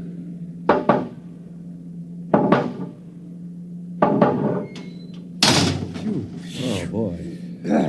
All right, come on now. We'll have to work fast. Mullen, get into a spacesuit from the emergency locker. Paulie, help Mom with those magnetic boots. Hurry. I'm working as fast as I can. The arm, there. All right, give me the helmet. The helmet? Okay. Now, Mullen, you better scratch your nose if you have to. It's your last chance for a while. What about radio contact? You can talk to us. We'll listen in on the helmet set in one of the other suits. The Chloros won't have their set on the interphone frequency. Wait a moment. What for? Dash it, what's he going to use for a weapon? He isn't big enough to fight them barehanded. Ah, no, that's true. Well, how about one of those oxygen cylinders? Good idea. Use it to bash them over the head. Give him one of the cylinders equipped with a reducing valve. Now, look, Mullen, if your magnetic boots fail and you start drifting away into space, open this valve. See that? Now, you can use it like a miniature jet and try to blow yourself back to the ship. Understand? I think so. Well, I only hope it works. All right, here goes the helmet. You'd better hurry. The light is on over the sea chute. Yeah. All right. That means I've opened the lock. Here. Now, can you hear me? Oh, LeBlanc, give me that other space helmet. Yes, here. Let me switch on the radio. Can you hear me, Mullen? I hear you. Fine. Plenty of air? Air's okay. Uh-huh. Paulie, open the sea chute. Okay, now help him in. Are ready? Ready? Well, good luck. Close the chute. Pull the ejector valve. Now! He's out. Oh, God help him. The light is out. Yeah. The Chloros have closed the chute lock. I don't suppose he has much of a chance. No. Do you think he knew it? I don't know. I just don't know. Should I try to contact him on the radio? Yes, I think... Wait a minute. What is it? Listen, the Chloros coming. Good Lord. He's sure to miss Mullen. Yeah, wait. Paulie, get your brother's body on the cot. Put a blanket over it. Pretend it's Mullen asleep. Paulie, for heaven's sake. My brother. All right, you've got to do it, man. It's our only chance. Listen, if Mullen could go out there and Very risk well. I will do it.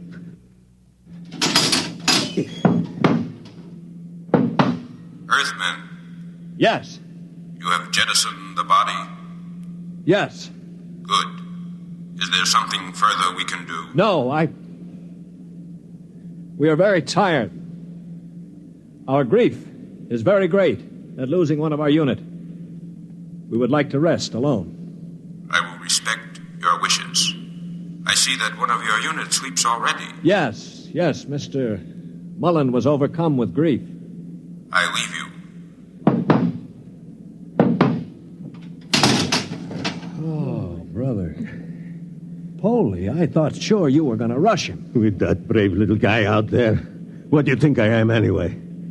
And to think I laughed at him. It makes me ashamed. Yeah, I guess I've been saying some things that maybe weren't too funny. I owe all of you an apology. Do you think it's safe to try the radio? Yeah, we better. Hello? Hello, Mullen. Can you hear me? Yes, I hear you. Where are you? I'm standing on the outside of the ship. All right, now take care. One misstep and you'll be marooned in space. Now, can you find the steam tubes? I think I've found one of them already. I can feel the rim. I just hope it doesn't let go when I get inside. Be careful. I'm going into the tube now. I can feel the ladder rungs they use to repair the inside. Yeah, well, keep in contact. I'm in the tube now. Good Lord. They've let go with a blast. Oh, well, it may be the starboard tubes. Mullen! Still here. They use the other tubes, fortunately. Now, if they don't try to correct for over-deflection... Yeah, keep moving. I seem to be... Wait. Yes, I'm at the end of the tube now, where it opens into the control room. Good. Now, look, there's a small metal door there. Can you feel it? Yes, I'm afraid it's locked from the other side. Oh. I can't budge it. Mullen, listen to me. Stewart, I'm scared. I'm terribly scared. Yeah, all right. Now, hang on. Don't blow up. Listen to me. Are you listening? Yes. Take the spare oxygen tank. Bang on the metal door that leads to the control room. The chloros are bound to hear you. When one of them comes to investigate, try to hit him with the cylinder. Now, aim for the stalk on top of his body. Try to blind him. Will you do that? I'll try. Well, now, go on. Only one can come. The other will stay at the controls. Now, start banging.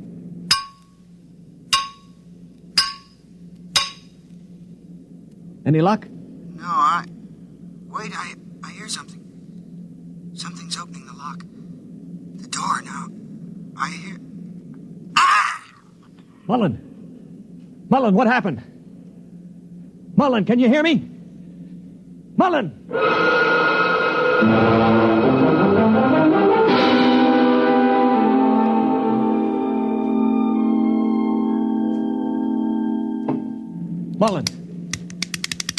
Mullen! Oh, it's no use. They must have gotten him. Yeah, he was one brave little guy, that one. But suppose they have just got him in the control room. I mean, maybe he's not dead. Well, then maybe one of us could rush them. We could bang on the door and jump the chloro. Well, the first guy would be a cinch to die. Well, I would be willing to take the chance. You? Why not? I could try. Not you. I'm the strongest. I do it. Now listen, you chaps. I'm an old man. I've got nothing to live for anyway. Suppose I throw myself at the ray gun. Wait a minute, what's going on here? 20 minutes ago, there wasn't one of you who'd risk his little finger to get us out of here. Now you're falling all over each other. Maybe Mr. Mullen teaches us a lesson, huh? Yeah. Okay, Polly, give me the wrench. I'll start banging on the door.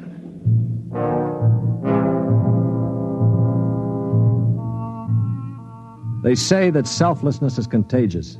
I guess maybe it is. I'd been a cynic all my life, a man who believed in nothing. Well, I'd come face to face with 4 human beings who proved that I'd been living a lie. I knew what I was going to do now. When the chloro came to investigate our compartment, I had it all planned. If only my poor, weak hands would hold out long enough. Ready? Ready. Here goes. That should bring him. Try again. Wait, listen. Shh. It's at the door. Get ready. It's opening the lock. For poor old Mullen now. Steady. No! Let him have it! Wait! Stop it! It's not the chloro! Wait! Good Lord! It's Mullen. Mullen? Get the helmet off. That's it. All right, now lift. Mullen, are you all right? I seem to be quite all right. Well, the chloros. Both dead. At least I hope so. Well, what happened? Well, I banged on the steam tube hatch and a chloro opened it. Yeah? I hit him with a cylinder.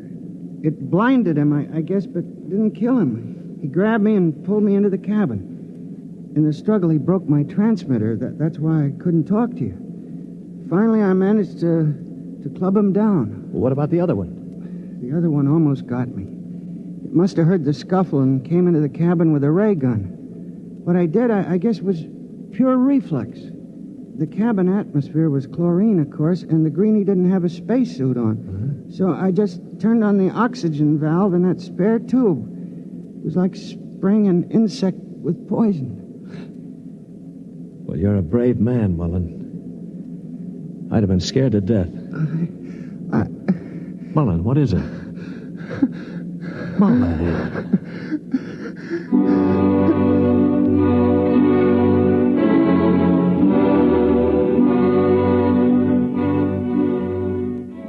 An hour later, false hands and all, I was at the controls of the ship, headed for Earth. We'd gotten rid of the chlorinating equipment and restored the oxygen naturally. Mullen was asleep in the cabin under a sedative. Or so I thought until the cabin door opened. Mullen, for Pete's sake, get back to bed. No, I'm quite all right now, really. Do you mind if I watch how you operate the ship? No, not at all. Sit down. You know, I guess I owe you an apology. I didn't think too much of you. That's your privilege. No, it isn't anybody's privilege, Mullen, to despise another. For years now, I've abandoned hope of finding any decency in human beings. I owe you a vote of thanks. You embarrass me, Mr. Stewart. I didn't do it for any heroic reasons, I assure you. Far from it. Well, why did you do it, Mullen? That puzzles me very much. Well, Mr. Stewart, I'm a bookkeeper. 17 years ago, I left Earth to work on Arcturus. I never made much impression on anybody on Earth, although I wanted very much to have people like me. Well, about a year ago, I started to write to my family again. Don't ask me why. And then I asked for a leave of absence to go home after 17 years. Well, I still don't understand.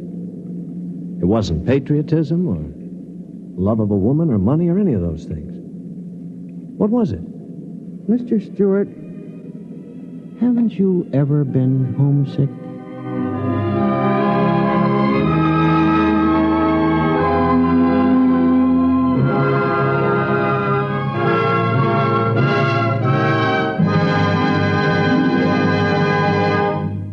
You have just heard X-1, presented by the National Broadcasting Company in cooperation with Galaxy's science fiction magazine, which this month features A Gun for Dinosaur by L. Sprague de Camp, a story of hunters in the bloodiest and most ferocious arena of all prehistoric Earth, where hunting reptile heavyweights is no job for human lightweights.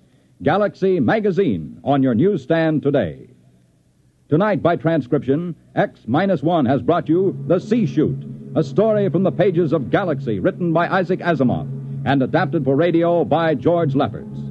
Featured in the cast were Lyle Sudrow, Stan Early, Bob Hastings, Mercer McLeod, Danny Ocko, and John Gibson. Your announcer, Bill McCord. X-1 was directed by Daniel Sutter and is an NBC Radio Network production.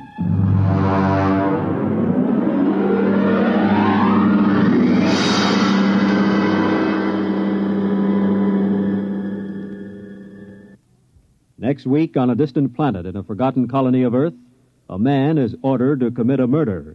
Listen to Skulking Permit on X-1 next week.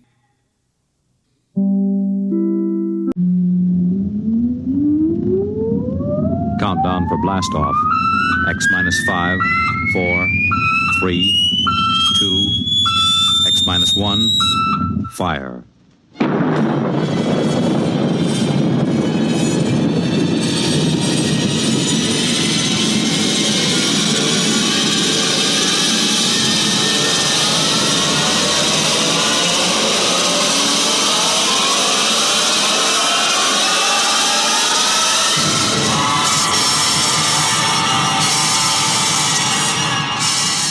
From the far horizons of the unknown come tales of new dimensions in time and space.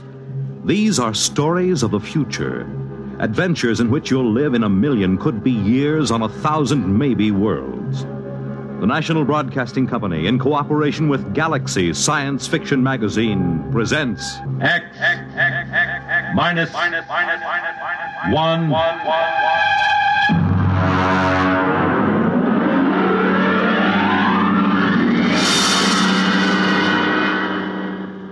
Tonight, Protection by Robert Sheckley.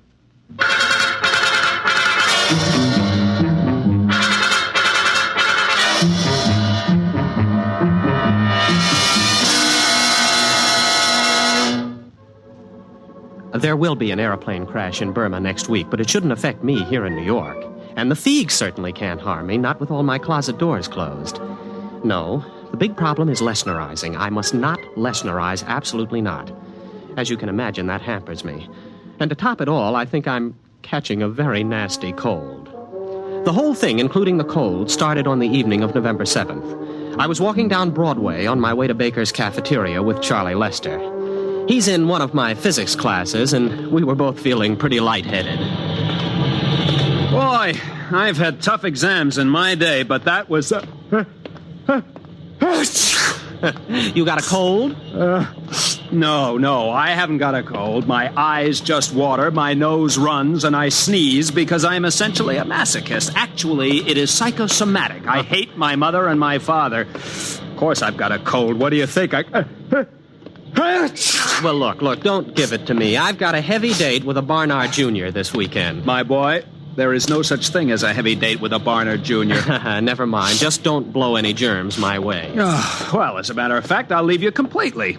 I have to go over to South Hall to pick up some books. So long.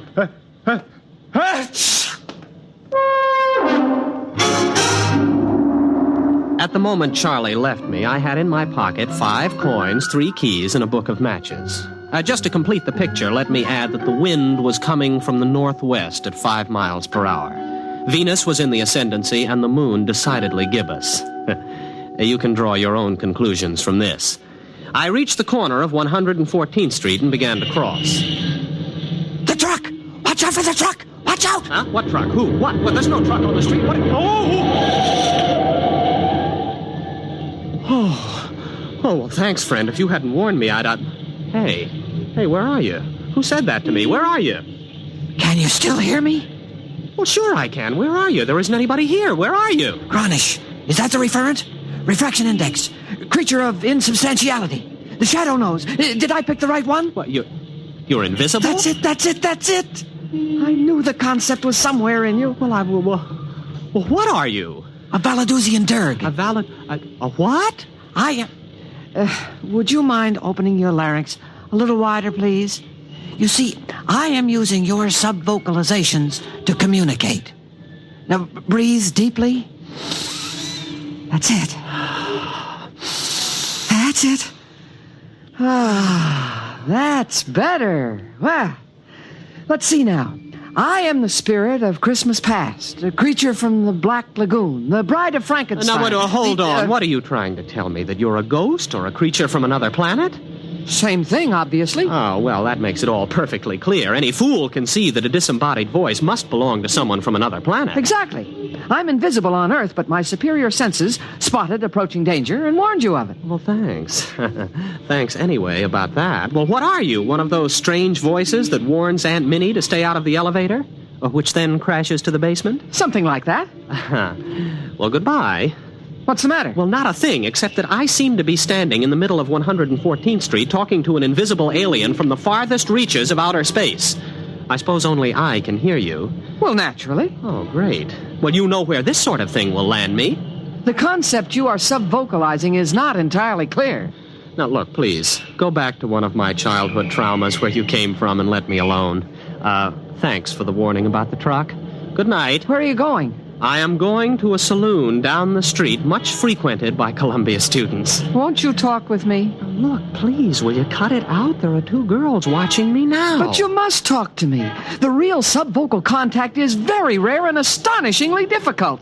Sometimes I can get across a warning just before a dangerous moment, but then the connection fades. Well, you mean that is the explanation of premonitions of danger? That's right. Conditions might not be right for this kind of contact for another 100 years. Oh, look, this is very interesting stuff for Professor Ryan at North Carolina, not for the physics department at Columbia. I have heard statistics about the overcrowding of mental hospitals, and I am not interested in contributing to that condition. Besides, there's a cop looking at me. I appreciate your social situation, but this contact with me is in your own best interest. I want to protect you from the myriad dangers of human existence. Get lost. Well, I can't force you. I'll just have to offer my services elsewhere. Goodbye, friend. Goodbye. Oh, just one last thing. Stay off subways tomorrow between noon and 1:15 p.m. Why? Someone will be killed at Columbus Circle, pushed in front of a train by shopping crowds. You, if you're there. Goodbye. No, what? Someone will be killed there tomorrow? Are you sure? Of course. It'll be in the newspapers? I should imagine so. And you know all sorts of stuff like that? I can perceive all the dangers that radiate toward you and extend into time. My one desire was to protect you from them. Oh. Well, look, will you wait till tomorrow evening? Those two girls are giggling now. You will let me be your protector? I'll tell you tomorrow after I read the late papers. The item was there, all right. I read it in my furnished room at 113th Street. Man pushed by the crowd, lost his balance, fell in front of an oncoming train. Well, this gave me a lot to think about while I waited for my invisible protector to show up. By the time he contacted me, I didn't know that I liked the whole idea. Don't you trust me? I just want to lead a normal life. If you lead any life at all. That truck last night? That was a freak. A once-in-a-lifetime hazard. It only takes once in a lifetime to die. There was the subway, too. No, well, that doesn't count. I hadn't planned on riding it today. But you had no reason not to ride it. That's the important thing. Just as you have no reason not to take a shower in the next hour. Why shouldn't I? A Miss Flynn who lives down the hall is now taking her shower and will leave a melting bar of pink soap on the pink tile of the bathroom floor. You would have slipped on it and suffered a sprained wrist. Oh, not fatal, huh? No. Hardly in the same class with, let us say, a heavy flower pot pushed from a rooftop by a certain unstable old gentleman. Well, when is that going to happen? I thought you weren't interested. I am very interested. When? Where? Will you let me continue to protect you? Well, now, just tell me one thing. What's in this for you? Satisfaction. For a Valadusian Dirg, the greatest thrill possible is to help another creature evade danger. But isn't there something else you want out of this? Some trifle like my soul or rulership of the earth? Nothing. To accept payment for protection would ruin the emotional experience. All I want out of life, all any Dirg wants, is to protect someone from the dangers he cannot see, but which we can see all too well. We don't even expect gratitude. What about the flower pot? It'll be dropped at the corner of 10th Street and McAdams Boulevard at 10:30 tomorrow morning. 10th and McAdams. Where's that? In Jersey City.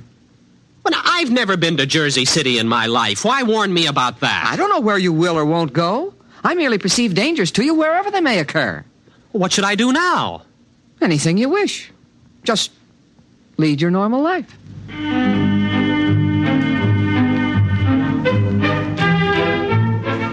It started out well enough. I attended classes at Columbia, did homework, saw movies, went on dates, played table tennis and chess, all as before. At no time did I let on that I was under the protection of a Valadusian Derg. Even Charlie didn't notice it, though he had a pretty good excuse. Boy, are you lucky. I got stuck in that elevator for 4 hours. Say, how come you walked? I never saw you volunteer to walk 5 flights before. Oh, well, a little bird told me. Oh, boy, I wish I had a little bird like that. Why don't you do something for that cold? Why should I? What's it ever done for me?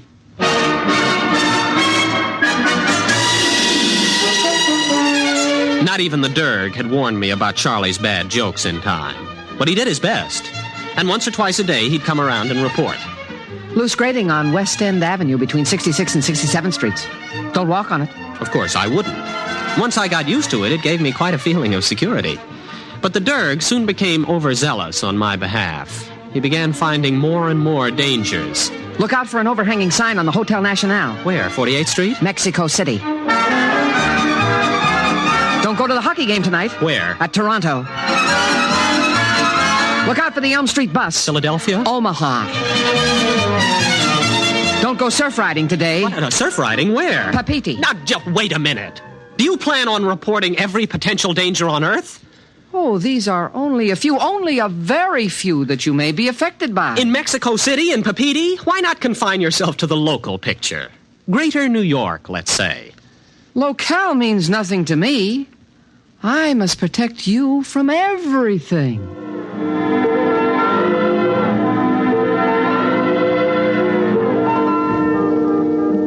Well, it was rather touching in a way, and there was nothing I could do about it. I simply had to discard from his reports the various dangers in places like Hoboken, Thailand, Kansas City, Angkor-Wat, Sarasota, and Paris. I concentrated pretty much on Manhattan. He did save me from a pretty nasty holdup on Cathedral Parkway and a 4-alarm fire. But he kept stepping up the pace. Tainted food in Baker's Cafeteria. Don't eat there tonight. Amsterdam Bus 312 has bad brakes. Don't ride it. Mellon's Tailor Shop has a leaking gas line. Explosion due. Have your clothes dry cleaned elsewhere. Rabbit mongrel on prowl between Riverside Drive and Central Park West. Take a taxi. Soon I was spending most of my time not doing things and avoiding places. Danger seemed to be lurking behind every lamppost waiting for me. I rather suspected the Derg of padding his report. All my reports are perfectly genuine. If you don't believe me, try turning on your lights in the psychology class tomorrow. Why? Defective wiring. Look, I don't doubt your warnings. I just don't think life was this dangerous before you came along. Well, of course it wasn't. Surely you know that if you accept protection, you must accept the drawbacks of protection as well. Drawbacks like what? Protection begets the need of further protection. That is a universal constant. Before you met me, you were like everyone else, and you ran into such risks as the situation offered. But with my coming, your immediate environment has changed, and your position in it has changed, too. Why? Because it has me in it. It is well known that the avoidance of one danger opens the path to others. Are you trying to tell me that my risks have increased because of your help? It was unavoidable. Why, you miserable extraterrestrial con man. Now look. All right. Thanks for everything. I'll see you on Mars or wherever you hang out.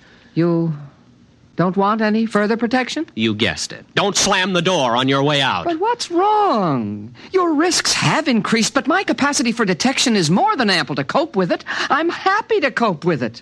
So it still represents a net gain in protection for you. Yeah, I know what happens next. My risks just keep on increasing, don't they? Not at all. As far as accidents are concerned, you have reached the quantitative limit. What does that mean? It means that there will be no further increase in the number of accidents you must avoid. Look, if you leave me alone, my original environment will return, won't it? And with it, my original risks? Eventually. If you survive. Fine, I'll take that chance. You cannot afford to send me away tomorrow. No, don't tell me. I'll avoid the accidents on my own. I wasn't thinking of accidents. What then? I hardly know how to tell you. A gamper is after you. Oh, a what? Now, what kind of a gag is this? A gamper is a creature from my environment. I suppose he was attracted by your increased potentiality for avoiding risk due to my protection. Now, look, you can take your gamper. If he comes, Try driving him off with mistletoe. Iron is often effective if bonded to copper. Will you get also. out of here? Are you sure? Beat it. Blow. Scram. Get out. Go on. All right. All right. Goodbye. Goodbye. Are you gone? Are you really gone? Good riddance. What's that? Dirk, is that you? Hey, your motor's running. Dirk? What is it? What is that? What is that? Oh, it's the Gamper. Dirk, get me out of this. Dirk! Dirk, get me out! Dirk, come back, Dirk! Did you call? Oh, the Gamper. Mistletoe, wave it at the Gamper. Where in blazes am I going to get mistletoe? Iron copper, then. Copper. Oh, I've got a paperweight on my desk. The chair leg is iron. Touch it with the copper, quick!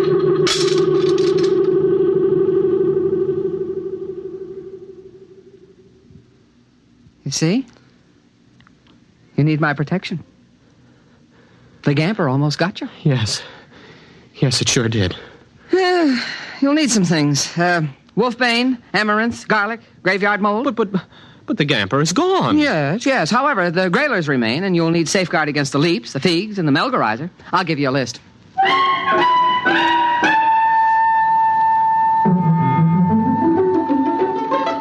He gave me a list, and I went shopping. I ran into Charlie at the supermarket. Hey, Bob! Where you been? Wolfbane, amaranth, garlic. They must have garlic. Well, sure, they got garlic over here. Oh. Well, I guess you know what I came in for. Tissues. What else? Yeah, well, now let me see. Graveyard mold. You think they'd have it here? Hey, boy, what's the matter with you? You look white as a ghost. I'm white as a Gamper, or a grailer, or a leap, or a fig. Well, what is that, jive talk? Please, Charlie, don't bother me. I'm busy. All right. Who has the nearest graveyard that would be moldy this time of year?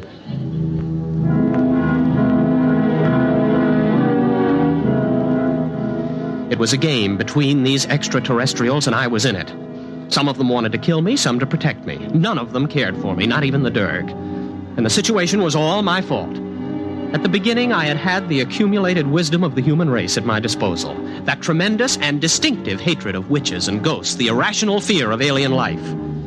For my adventure has been played out 1,000 times, and the story is told again and again. How a man dabbles in strange arts and summons up a spirit. By so doing, he attracts attention to himself, the worst thing of all.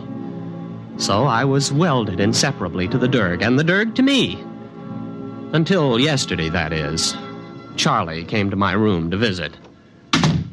Hey, boy, how you been? I haven't seen you in class for a while. Oh, you mind if I hang up my coat? No, don't. No, don't open the closet door. Well, what's the matter? What's in there? Nothing, only that's the only way to hold off the figs, by keeping closet doors closed. The leaps are more menacing, but the eye of a toad seems to stop them. And the melgarizer is dangerous only in the full of the moon. Only in the... Uh-huh. Well, Bob, it's been grand. Bye.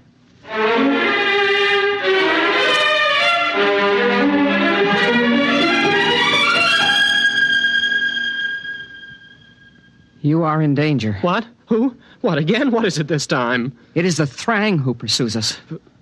Us? Yes, myself as well as you. For even a Dirk must run from risk and danger. Well, is this Thrang particularly dangerous?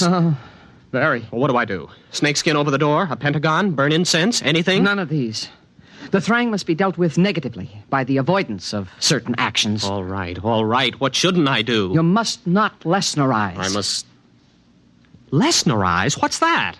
Well, surely you know it's a simple, everyday human action. Well, I probably know it under a different name. Explain. Very well. To Lesnerize is to... What?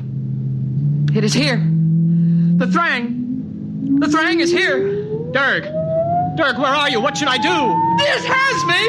What should I do? It has me. I'm going. The Thrang. Don't Lesnerize. Don't Lesnerize.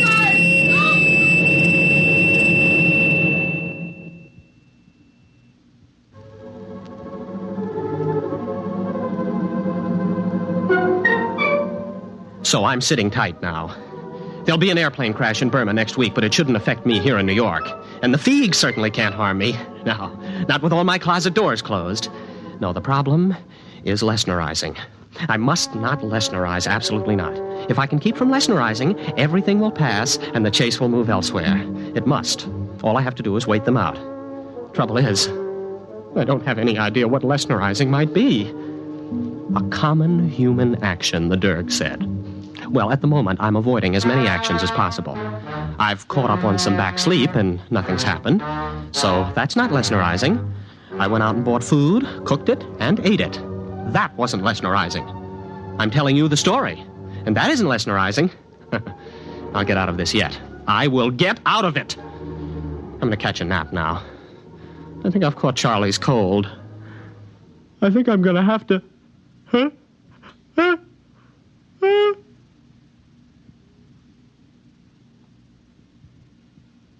You have been listening to Protection by Robert Sheckley on X-1.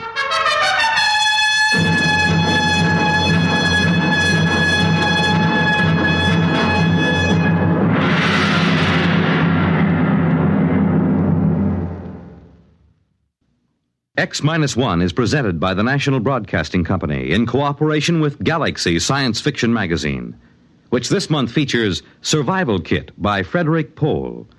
The story of Mooney, a smart but luckless man who had to scrounge while his friend Harse always made out well, just because he owned a survival kit. Galaxy Magazine on your newsstand today.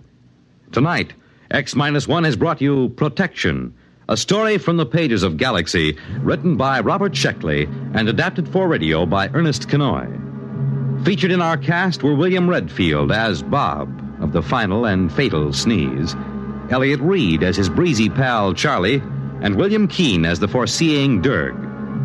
Your announcer, Fred Collins. X-1 was directed by Kenneth McGregor and is an NBC Radio Network production.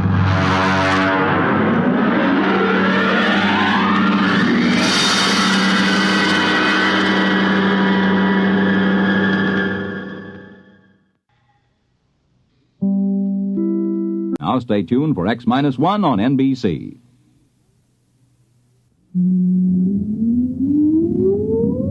Countdown for blast off.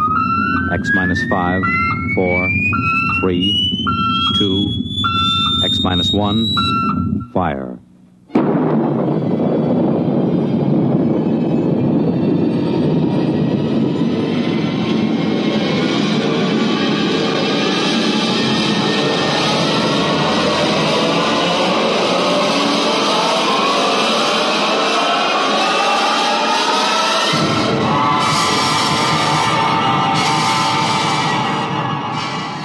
From the far horizons of the unknown come transcribed tales of new dimensions in time and space.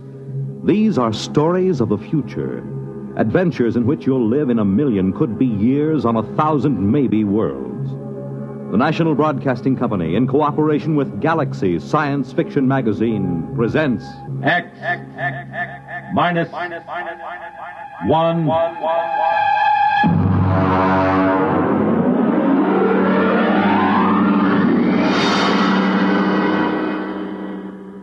Tonight, Project Mastodon by Clifford D. Simak.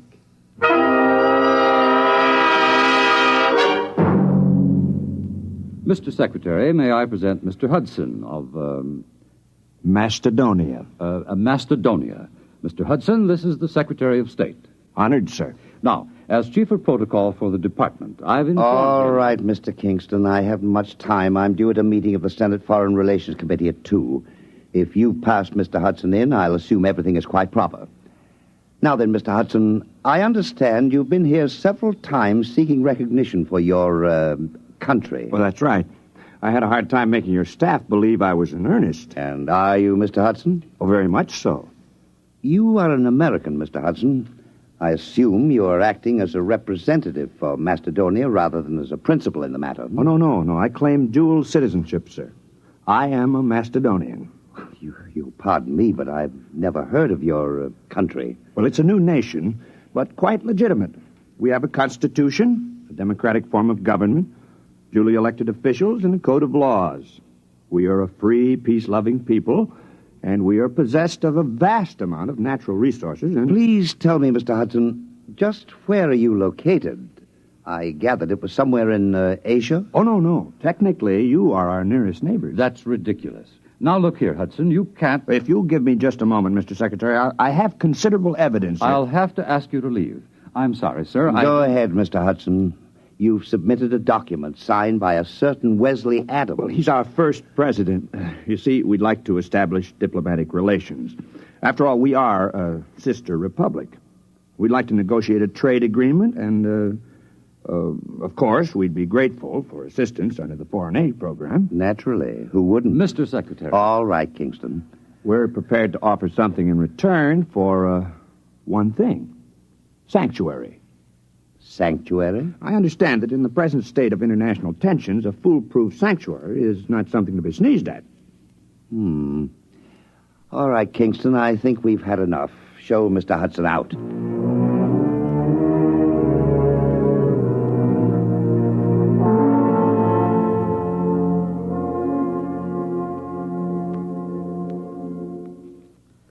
All right, let's have the story again.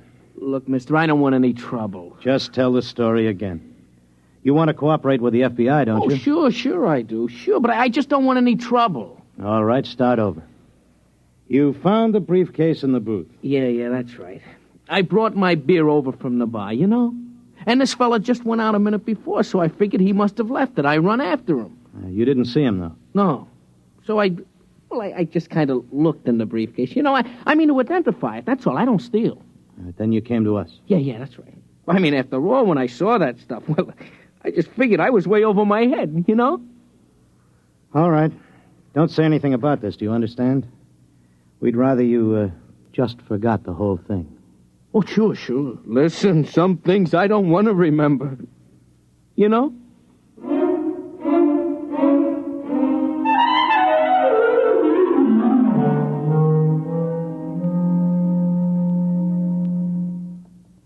Hello? Is this Dr. Harrison of the Paleontology Department?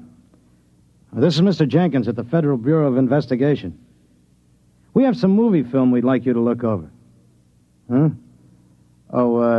We acquired it. Big shaggy elephants and tigers with teeth down to their neck. No, it's not fakes.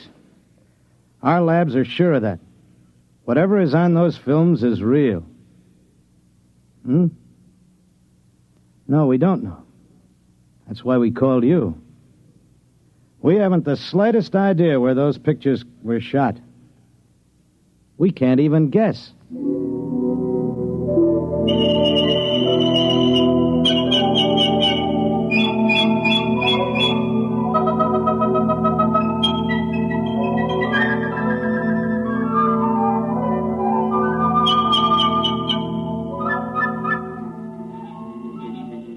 Ow! What's the matter, Coop? One of those flying hypodermics. This is a fine, healthy spot. Mosquitoes as big as hummingbirds. Oh, careful, son. You're knocking the climate of the capital city of Macedonia. Yeah, some capital city. One palm tree and a Boy Scout pup tent. Wes, this is the wildest thing we ever did. What if Chuck can't get back? Chuck Hudson is a man of many parts. Have faith. Supposing they're putting him in jail, or something might happen to the time unit or the helicopter. We should have gone along. Do you think they'll do it, Coop? Who, what? The United States. Do you think they'll recognize us? Not if they know that Macedonia is the United States 50,000 years ago. That's why we have to get legal recognition first, otherwise it wouldn't be safe. Well, there goes that mastodon again. Good old Buster. Where is he? Right there. Over by the grove, see? He's lonely. What? He probably is. He must have been run out of the herd by some younger bull. That's why he hangs around like some homeless dog. One thing worries me, Wes. I know you dreamed up the time unit, and we all chipped in for the helicopter, but can you just claim territory on your own like we did? Why not? We found it, it's ours. Hey, Buster's coming this way. Give me the right. No, wait. Maybe he's only bluffing. If that mastodon comes through here, he'll stomp everything flat. I'll give him 3 steps more. It'd be such a shame to plaster him. He's such a nice old monster. One more step and he gets it. Hey, that's Chuck. He's back. I wish he could fly that helicopter better. He might wreck it. Well, anyway, he scared Buster off.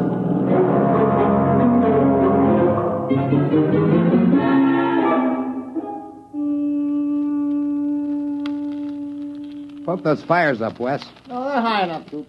You don't want a saber-tooth waltzing through here, do you? Well, we better get a stockade up. You know, some night a herd of mastodon will come busting in here, and if they ever hit the helicopter, we'll be dead ducks. We'd never get back. We'd be stuck back here in the Pleistocene age. I won't feel safe till we get another helicopter. Those mastodons carry a lot of ivory. And the mammoths up north. Oh, sure. And get socked in the jug for smuggling ivory?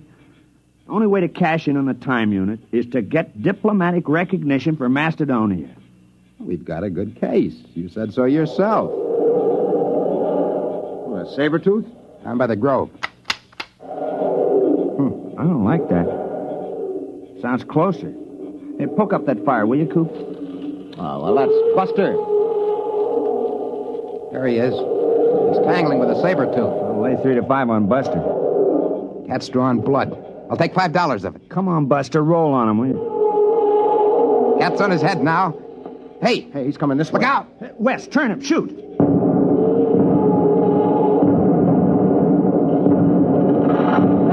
got him!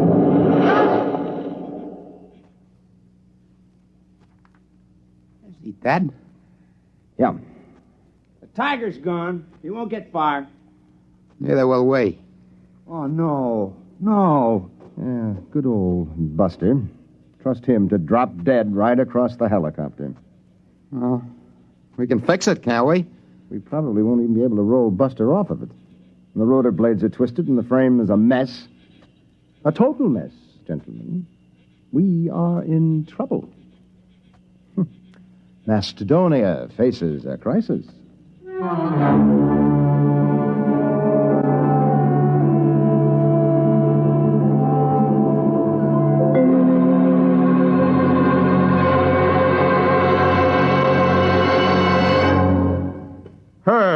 Herb, you're the key man in the administration. You swing a big stick on the hill. You can't give up on Project Mastodon now. Les, it's been 10 years. If they were coming back, they'd be here by now. Look, I've been working on this ever since we got those films. I've traced their lives from the time they were born till the time they disappeared.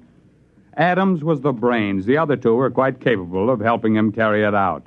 Hudson knew all the angles. Les, I've sneaked your appropriation through 4 times. Now, there's a limit. But I've got the proof. We've had every paleontologist in the country go over those films. They couldn't be faked. Who would know to put lynx tassels on the ears of saber-toothed tigers? Who would know that young mastodons were black? And the location.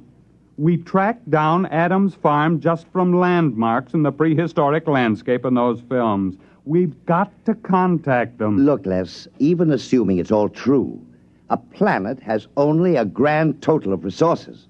If we get Adams' device... Time machine. If we exploit resources of prehistoric America, won't we be robbing ourselves of our own heritage? Look, Herb, I've been over all that with the AEC. There's a lot of lead in southwestern Wisconsin. If we go back far enough, we can catch it when it's uranium. The whole research project hasn't turned up a lead on Adams' machine, if it exists. We've got to keep watching that farm. They might return. We've got to keep looking for them, no matter how long it takes.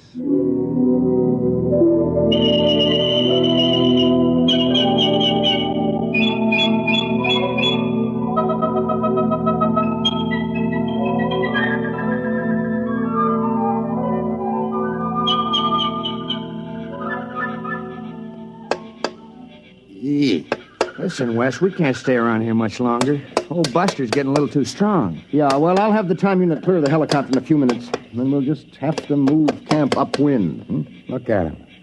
It's only 2 days since he dropped dead. Bless his heart. Already those vultures are half into him. I'll have him picked clean inside of a week. Give me the hex wrench, will you? Wes, is it all right? The time unit? Well, we won't know until we try it, Coop. And then, of course, it's too late. Well, either does or doesn't.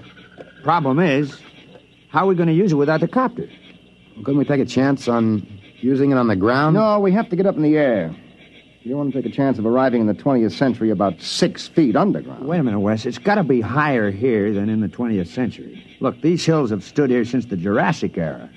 They got to be weathered down. Yeah, I know. The only safe way is to build a platform about 12 feet high. That should be enough to clear us. But suppose we come out on the other end 2 feet higher. Well, we fall. Which would you rather do? Take a chance on a broken leg or stay here? Okay. Now, what do we build the platform out of?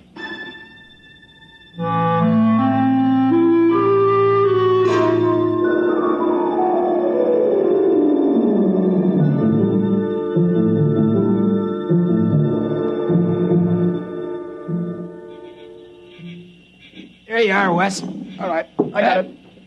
Chuck, comes the next stone. Now, wait a minute. Hey, look out. You want the whole pile to come down? I'm sorry. Okay, Wes, hand it up. Yep. That's about 12 feet, isn't it? Well, it ought to be. It took us 10 days to pile it up. Look out, I'm coming down. All right, don't start an avalanche.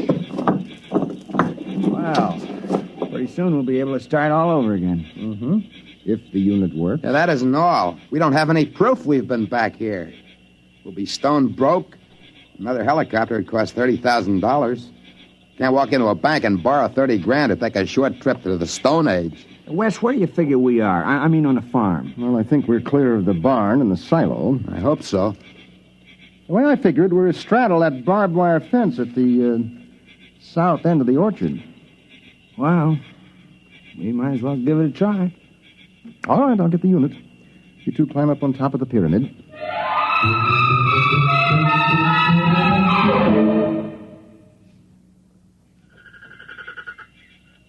You ready? Think it'll work, Wes? I don't know, Coop. Got pretty well banged up when Buster hit the copter. I haven't got the equipment to check the waveforms. All right, stand around close, bend your knees a little.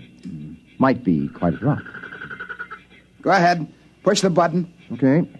1, 2, 3. Nothing. Doesn't work. Well, that's that. We're stuck.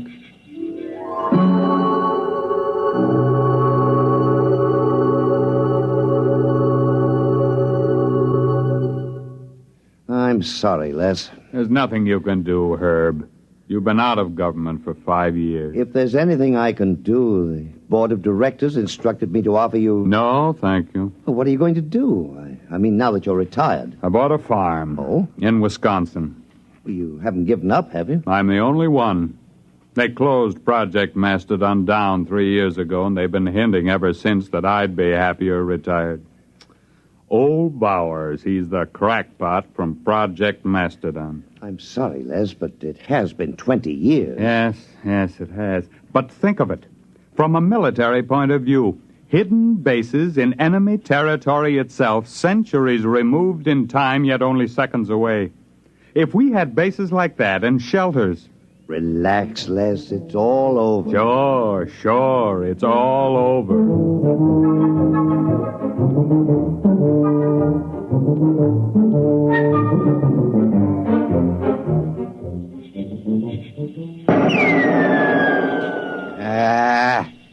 Missed.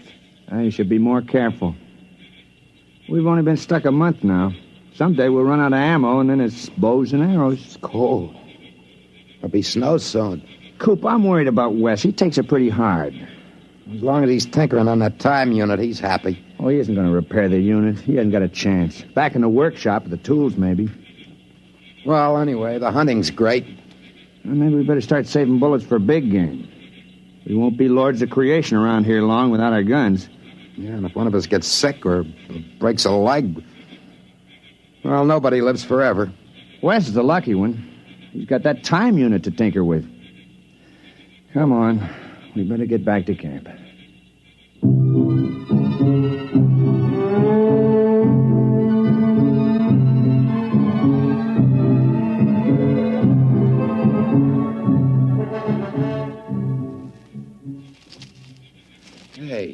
Hey, Wes! Come on. Wes! Wes! There's no sign of him. Wait, there's a note on the door. Wes! Never mind, listen. Dear guys, I don't want to get your hopes up again and have you disappointed, but I think I may have found the trouble. I'm going to try it out. If it works, I'll be back to get you. Wes. What, a fool? That unit can't work. He must be off his rocker. Wait a minute. Coop, look, that pyramid. It took us 10 days to pile those stones up. It's gone. The pyramid of rocks.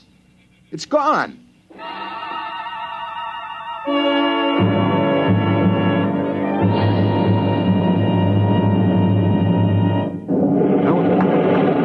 Oh, what the? Of all the confounded... Oh, what's going on out there? Rocks? Who dumped those rocks? My car, who's out there? It's all right. Don't you move, mister. I got a 45 pointed at you. Well, I can explain. Well, you better. There was a brand new car where you dumped that load of rocks. Who the devil are you? My name is Wesley Adams. Adams? Man, where have you been all these years? Well, I don't suppose you'll believe me, but the fact is... I've been waiting for you for 25 years. The others all gave up. I'm sorry about your car. Oh, never mind. I'll be right down. Now, don't touch a thing. Don't go anywhere.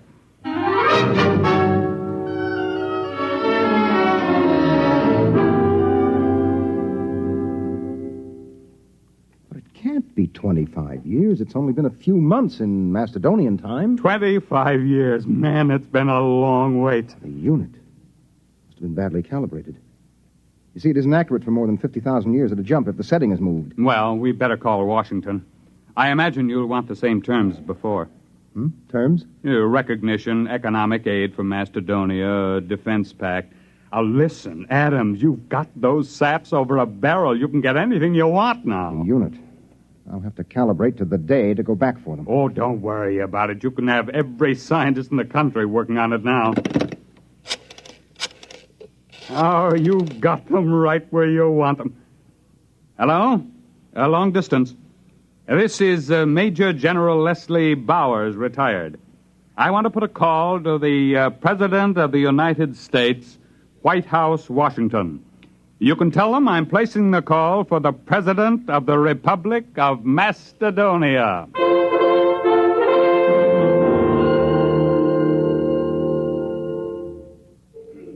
Come on, Og, son of fire. Put another log on.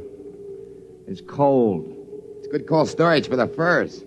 Boy, when Wes gets back, we'll be millionaires. Furs, ginseng root, ivory. If he gets back.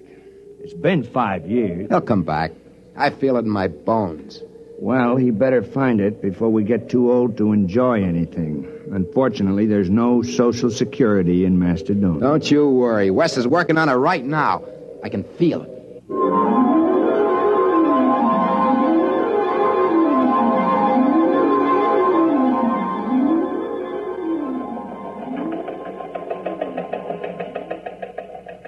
Hello, Charlie. Some just came through on the ticker. I want you to get a background story on it. And we just recognized Macedonia. What? How should I know where it is? Look it up in the encyclopedia. Huh? No, the item says formal recognition was delayed 5 years until communication could be established. Certain technical difficulties. What? I don't know. Wherever it is, I don't see what difficulties could hold up 5 years. It stands to reason wherever the place is, you could walk there in 5 years. Nah, it's not important. You know these postage stamp countries. Monaco, Luxembourg, they're all alike. What's so different about Macedonia?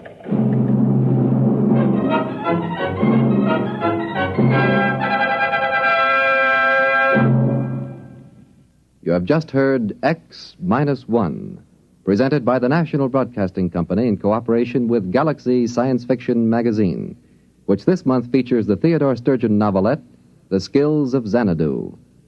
When a malignant world endangers another, surgery is the usual answer. But perhaps there's another solution, to kill it with kindness. Galaxy Magazine on your newsstand today. Tonight, by transcription, X-1 has brought you Project Mastodon, A story from the pages of Galaxy, written by Clifford D. Simak and adapted for radio by Ernest Kenoy. Featured in the cast were Floyd Mack, Dick Hamilton, Charles Penman, Raymond Edward Johnson, Frank Maxwell, Robert Hastings, John Larkin, and Joseph Julian. Your announcer is Jerry Damon. X-1 was directed by Daniel Sutter and is an NBC Radio Network production.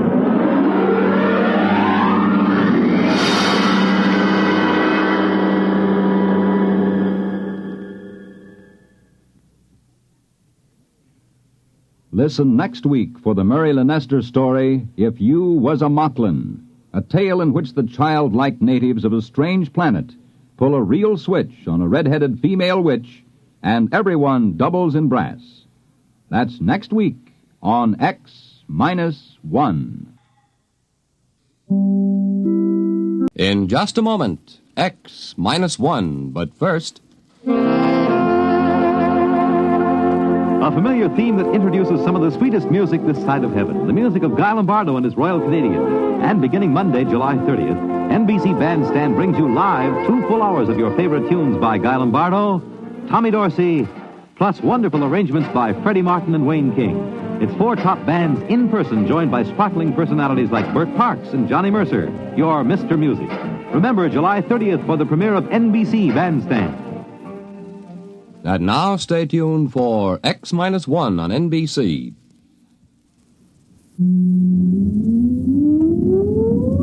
Countdown for blastoff.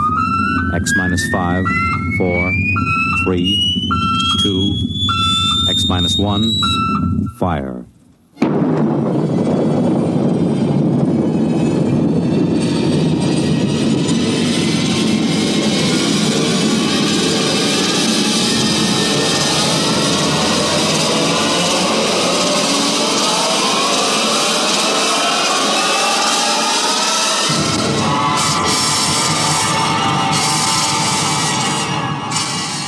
From the far horizons of the unknown come transcribed tales of new dimensions in time and space. These are stories of the future, adventures in which you'll live in a million, could be years, on 1,000 maybe worlds. The National Broadcasting Company, in cooperation with Galaxy Science Fiction Magazine, presents X-1.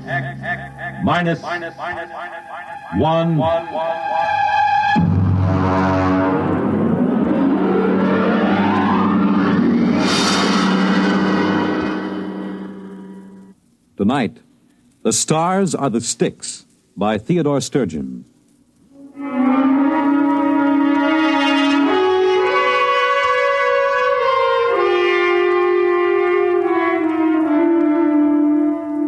They call me Karen. It isn't my real name, but it suits my job.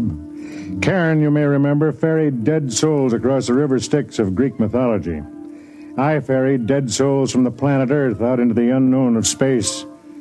My little satellite station is known as Curbstone. I've been here for 20 years. Yes? Karen? Oh, Tween. What is it? There's a ship landing from Earth. Is it the regular shuttle? Yes. Okay, we'll check the candidates as soon as they're in. I'll fill out the reports for you. Thank you. Oh, Tween. Yes? Close the door a minute, will you? I want to talk to you. Yes? How long have you been here on Curbstone? Oh, I don't know. I think 2 years? Approximately. And you've been helping me here in the office for almost a year and a half. Have you thought about going back to Earth? Well, yes, I've thought about it. And? Well, I couldn't. I'd rather die. I just don't seem to belong there. You'd rather stay here and wait? Yes. Even though you may never become certified for space? One day it will happen. Perhaps. I almost hope it won't. Oh, don't say that. Well, the shuttle should be coming in soon. Maybe this trip there'll be somebody aboard for you. I have a feeling there will be.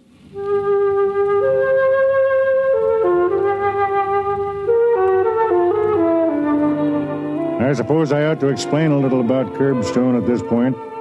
We're a stopping point. Well, a jumping-off place would be more accurate.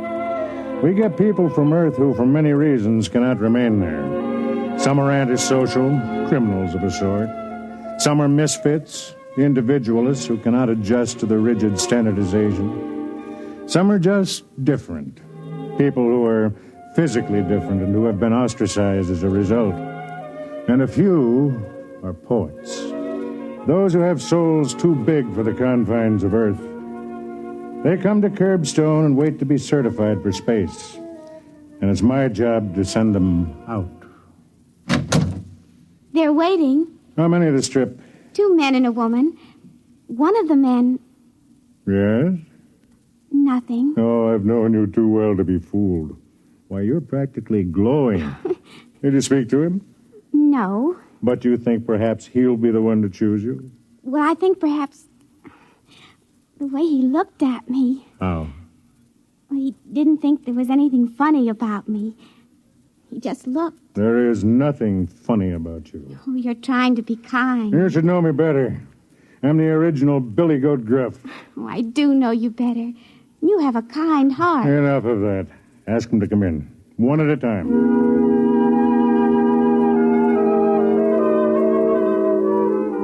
I watched her walk to the door, and I thought she was beautiful.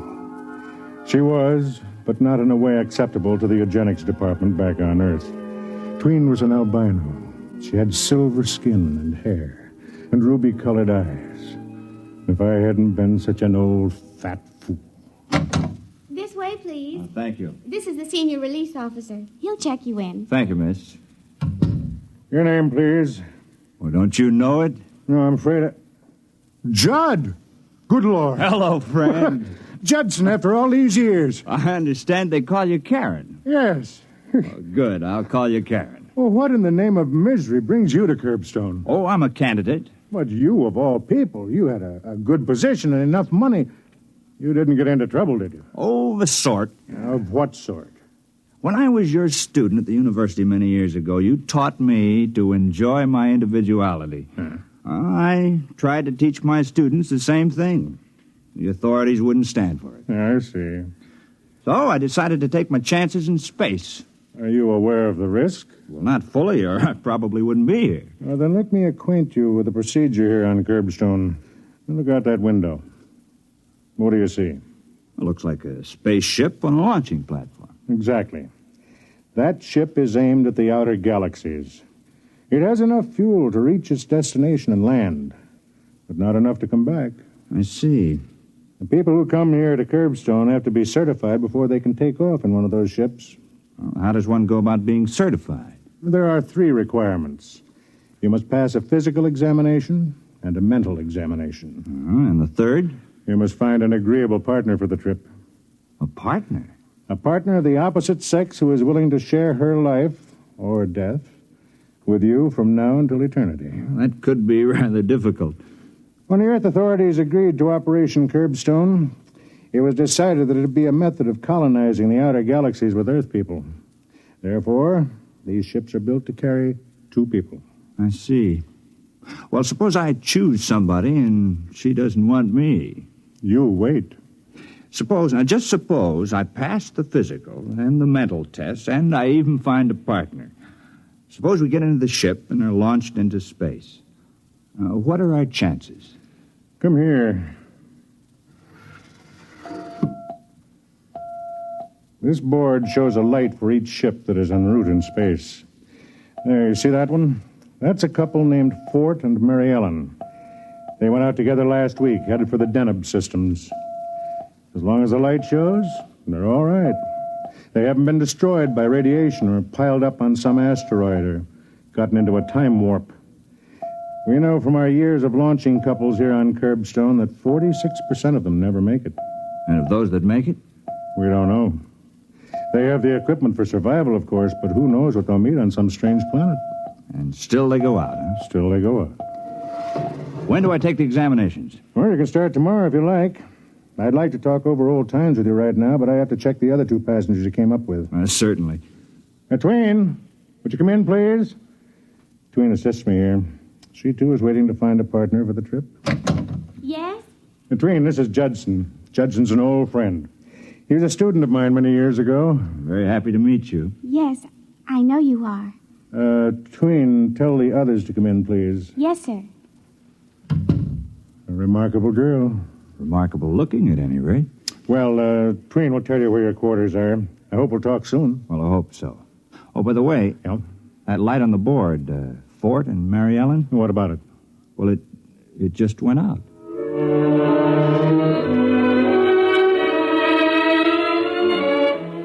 I was happy to see Judson. My memories of our association were pleasant ones. As he left, the other two passengers came in. The man was young, dark-haired, and slick-looking. His name was Wald. The woman, well, she takes some describing. Her name was Flower. Her voice was like a cello, and her figure was a walking demand for the revival of the now extinct profession of Peeping Tom. Let me be honest, I didn't like either of them. That takes care of your documents. How long will it take us to be certified? Well, that depends. If you pass your tests, it can happen in a week. And suppose we don't pass our tests? You might be here a year, 2 years. There's no limit. You can keep taking the test, or you can return to Earth. Earth? Oh. Well, is there anything to do up here? I'm in excitement. That depends on what you consider excitement. Anything we haven't already tried. Isn't that right, Wald? We decided to come up here, Mr. Call me Karen. Karen? How quaint. Anyway, we decided to come up here because we were bored with the routine on Earth. You're aware of the risk involved?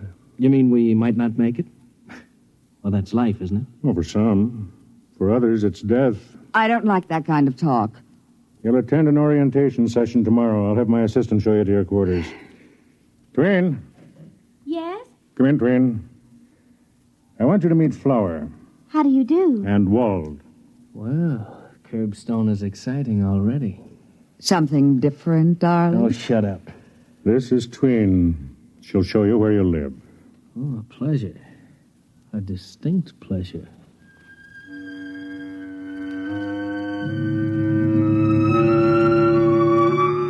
There was something decadent about Wald and Flower, something almost reptilian. I couldn't believe that these two would ever step into a ship and risk the trip to space. Of course, I could be wrong. Boredom drives people to risk many things. At the session the next day, I watched my 3 new arrivals. When it was over, I stood talking to Judson. Well, still want to go out?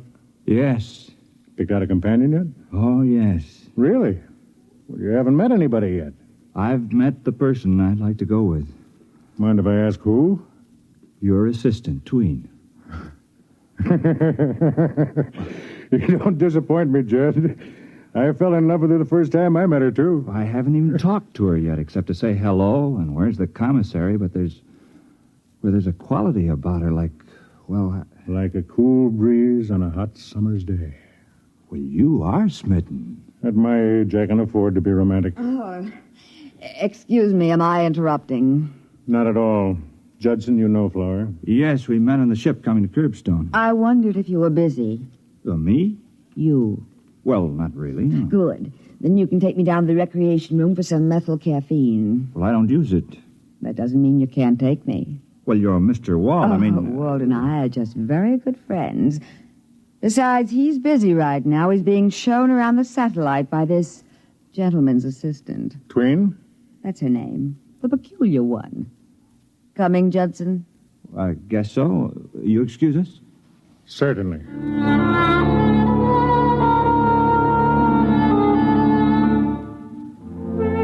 When I saw Tween the next day, there were stars in her eyes.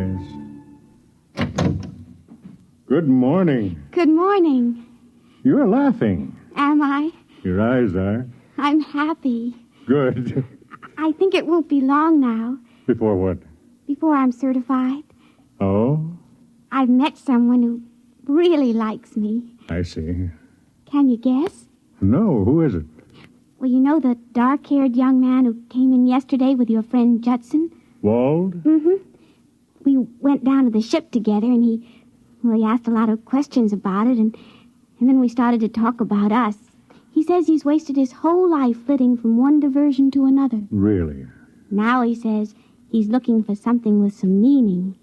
You like him? He isn't afraid of me. he doesn't see anything wrong with my being different. I thought he was with Flower. Oh, he says he and Flower travel together because of habit. They're both bored and looking for something. Or someone. Well, as long as it makes you happy. He kissed me. Do you know that no man has ever kissed me like that? You enjoyed it? Oh, yes. Did he say anything about going out into space with you? He said he could think of no one he'd rather go with. And when is he going to sign the certification? Well, he felt we ought to get to know each other better. For a while, anyway. He's right, don't you think? Yes, I think it would be better. Karen. Yes? I love you very much. Why did you say that? Well, because it's true. I mean, there's something so kind and understanding about you. Don't let it fool you. Underneath, I'm the same as anybody else. No, I don't believe it. Why, they picked you for this job because you have such compassion. You could never hate. Could you? I don't know. I never have, but... Well, now I don't know. That's because you're in love. You can't love really unless you can hate. Oh, I don't believe that. Oh, I just invented it to sound as if I knew the answers. Come on, I'll buy you a drink to celebrate the big event.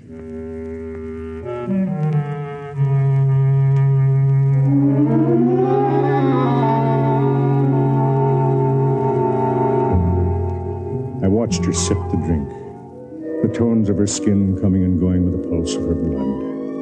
I thought to myself, you're going to be hurt, Twin. You're going to be terribly, terribly hurt. And I wondered if perhaps she didn't know it.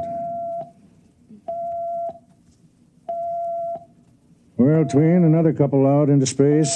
Maria and Clint. Will you record it and have another ship brought up to the launcher?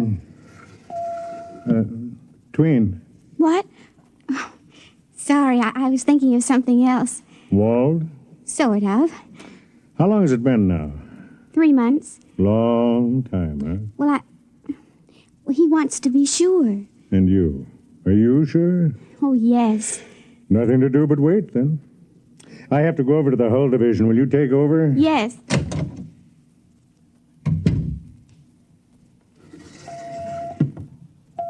Sometime I, too, will be speeding through space, and I'll be a tiny light on this board.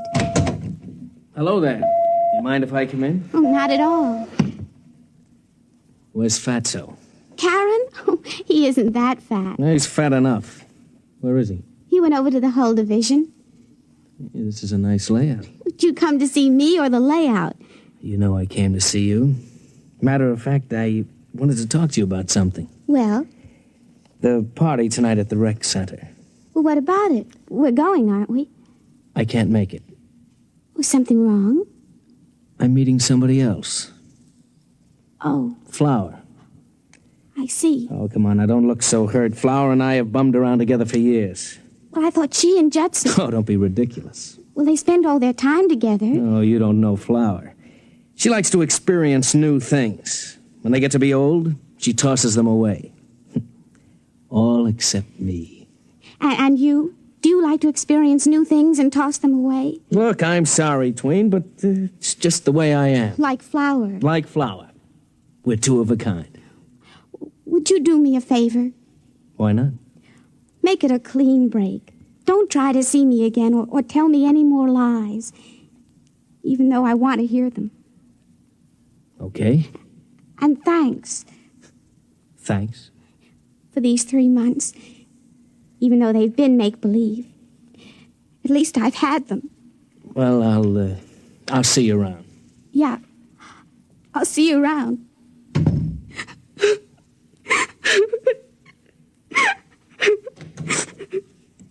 Hey. Oh, Karen. Karen. Oh, no. Just let him flow. He doesn't care about me. He never has. I know. And he's going back to Flower. I know. I saw him leaving. Oh, what'll I do? He's the only one who ever wanted me. No, not the only one. Now there are two of us.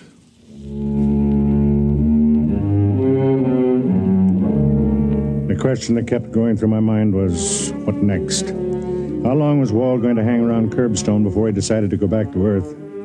I couldn't believe he'd have the guts to go out into space, but I had underestimated Flower. Well, the prodigal returns. Don't make funny remarks. Tell me, darling, what brings you to my room at this late hour? Could it be that you miss me? Or has little Miss Tween given you the heave? Shut up and give me a drink. And don't act so self-righteous. You've been having your fling with this Judson character. My. Jealous, too. Oh. I thought you and I agreed a long time ago we'd never make any claims on each other. That was a long time ago. Frankly, I'm getting bored with this satellite. Let's go back to Earth. I'm bored with Earth. Well, we'll go someplace else then. I am going someplace else. Where? Out. Space. Oh, come on now, don't be ridiculous. Oh, I am not being ridiculous. Do you know that only 46% arrive? And if you get there, heaven only knows what kind of monsters or poison atmospheres get you. I know, but there's a certain thrill in the risking. Oh, and when did you start feeling poetic? Since I started talking to Judson. Listen, Flower, don't try to trick me. I know you too well. You're 100% too selfish to risk your pretty skin for some poetic feeling. Well, listen to me. You and I have been together for years. We're very much alike. Now I'm telling you that I intend to go out. I want you to sign my certification and come with me. You're mad. No. I think maybe if we get away from everything out there, we'll find each other. Oh. We'll have a chance to love and be decent like ordinary human beings. Oh, Walt, don't you see? We've been destroying ourselves for years. We're getting older now. Please try to see it. A clean start, a new life, huh? Well? This fella Judson has really been filling your ear, hasn't he? He's a kind person. He doesn't think I'm worthless. You kill me, girl. Walt, will you come with me? No. If you want to wreck yourself, go ahead. And who, pray tell, thinks enough of a cheap character like you to sign her certification? Judson. What? He said he would go out with me. And I intend to go.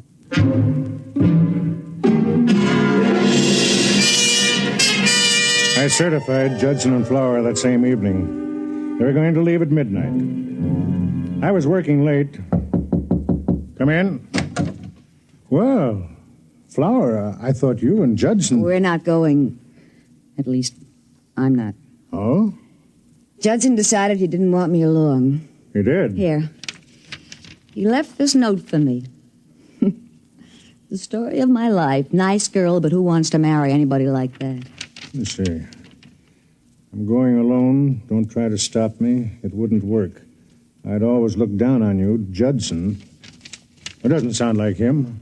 Sounds like every man I've ever known. Except Wald. Wald doesn't judge me. Except Wald? Where's Judson now? Locked in the ship. He's leaving at midnight. 3 minutes. Listen, you wait here. Where are you going? To see if I can reach that ship before it's too late.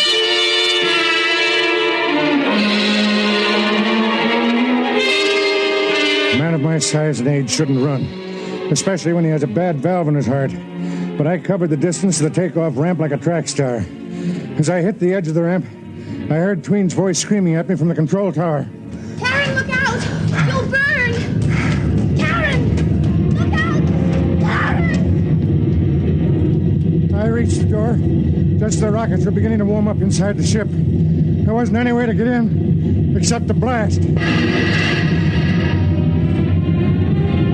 There's only one way to stop a ship from taking off once the combustion chambers are operating.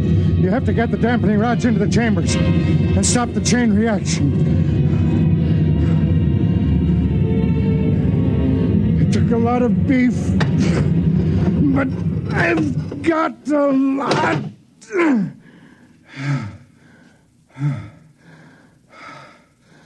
I looked around the control room of the ship. Judson was strapped into the pilot's chair. The controls were preset for automatic takeoff. I went over to him. He was dead. His head cracked like an eggshell. Judd, I know you can't hear me, but I swear to you, I'll get the one who did this. Really? Don't move. I have a gun on you. Walt, you're a pig. You're a living human pig. Thanks for the compliment. To take the life of a man whose only act against you was that he wanted to help Flower? I can't afford to lose Flower. Don't you think you've lost her already? Not at all.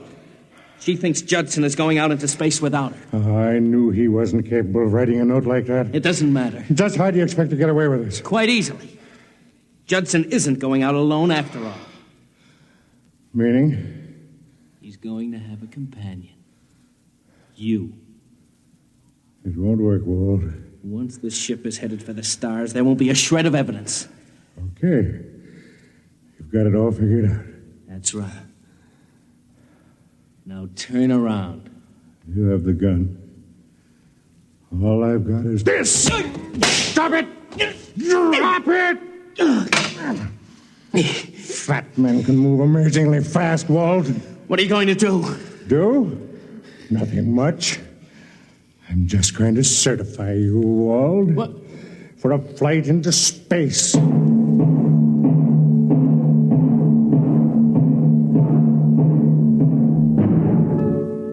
There are things you can do to a man if you know enough physiology. Pressures on the nerve system that can immobilize him for hours. I did them to Wald. Then I set the controls of the ship again and went out. I was breathing hard. It took me a long time to make it up the steps of the control tower, where Tween was waiting.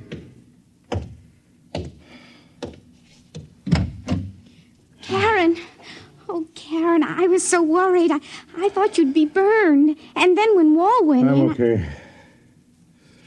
Just let me sit down a minute. What happened? Nothing much. I had to stop Judson from leaving alone, that's all. But why? Well, Wald decided to leave with him. What? That's right. He finally repented. He knew that if he stayed around, he'd just make you unhappy again. And so he asked me to stop Judson until he could join him. You mean he did... Any second now. There go the engines.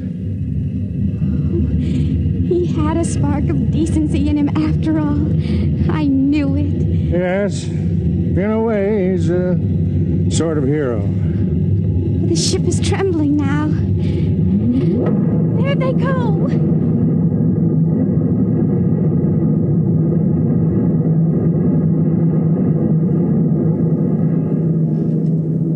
Maybe she knew, maybe not. Anyway, she had loved a man, and now she could love another. She came over to me and leaned over and kissed my mouth. Her lips were cool. Then I knew that I could live with the viciousness of what I had done. When you're old and fat, as I am, the kiss of a young girl can make you human again. They call me Karen. They forget what it feels like to be denied two worlds instead of one. And they forget something else, too.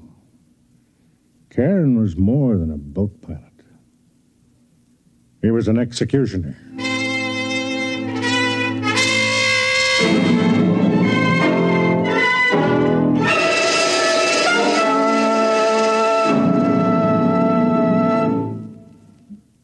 You have just heard X-1, presented by the National Broadcasting Company in cooperation with Galaxy Science Fiction Magazine, which this month features a story by Theodore Sturgeon, The Other Man, which tells of the hardest decision a man could face, to do his job well and thereby aid his bitterest enemy.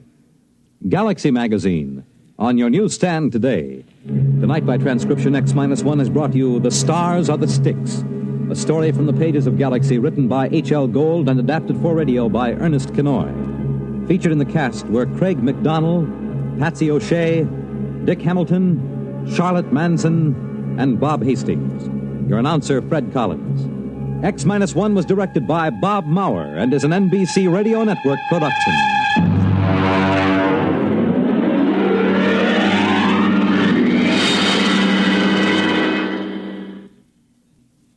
the music of Freddie Martin, live weekday morning starting Monday on NBC Radio. In just a moment, X-1. But first, everything from famous criminals to accidents in the home will be covered tomorrow when the staff of NBC's Weekday brings you another day of informative and entertaining listening. And back again to greet you as new hostess is charming Virginia Graham, well loved by every radio and television fan. There'll be big guest stars, too, headliners in every field.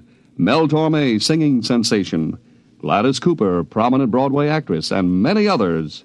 Treat yourself to the best daytime entertainment with NBC's Weekday tomorrow. And now stay tuned for X-1 on NBC. Countdown for blast off. X-5, 4, 3, 2, X-1, fire.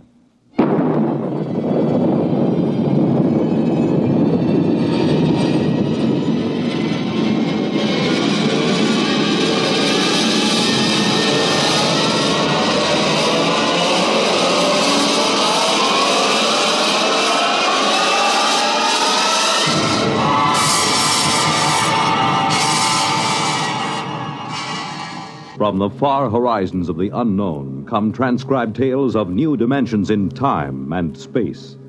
These are stories of the future, adventures in which you'll live in a million could-be years on 1,000 maybe worlds. The National Broadcasting Company, in cooperation with Galaxy Science Fiction Magazine, presents X-1.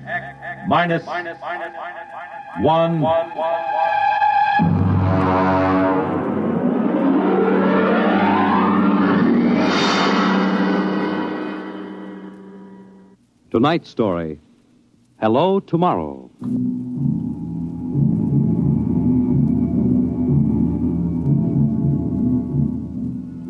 After the third atomic war, when the Earth was a mass of red radioactive dust, a handful of men and women went deep underground in the struggle for survival. A new civilization was built deep underground, a civilization which must keep a ceaseless vigil against the deadly gamma rays which filter down through the Earth. A civilization where the prime consideration is the genetic survival of the race. It is to this civilization in the year of our Lord, 4195, that we take you now.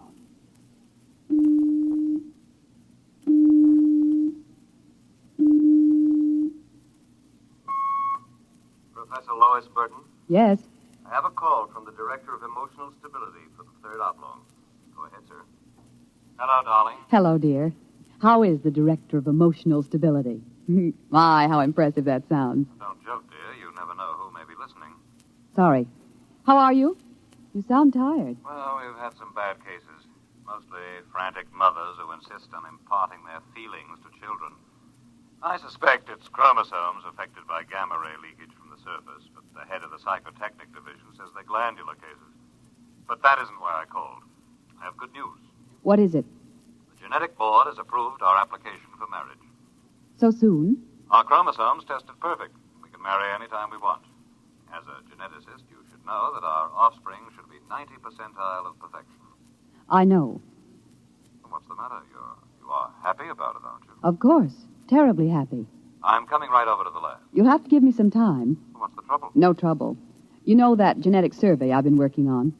What about it? Well, I've finally gotten permission to study an actual living case, a specimen of imperfect genetic transmission. Really? They're bringing him, or it, up from the condemned cages on the lower level. You will be careful. There's nothing to be afraid of. The specimen is XJ12. It's been studied before many times and is quite well trained. Oh, there's my door signal. I'll have to hang up, darling. See you later. Yes? Professor Burton? Yes. I'm from the Phylogenic Institute. Oh, you brought my specimen? May I come in? By all means.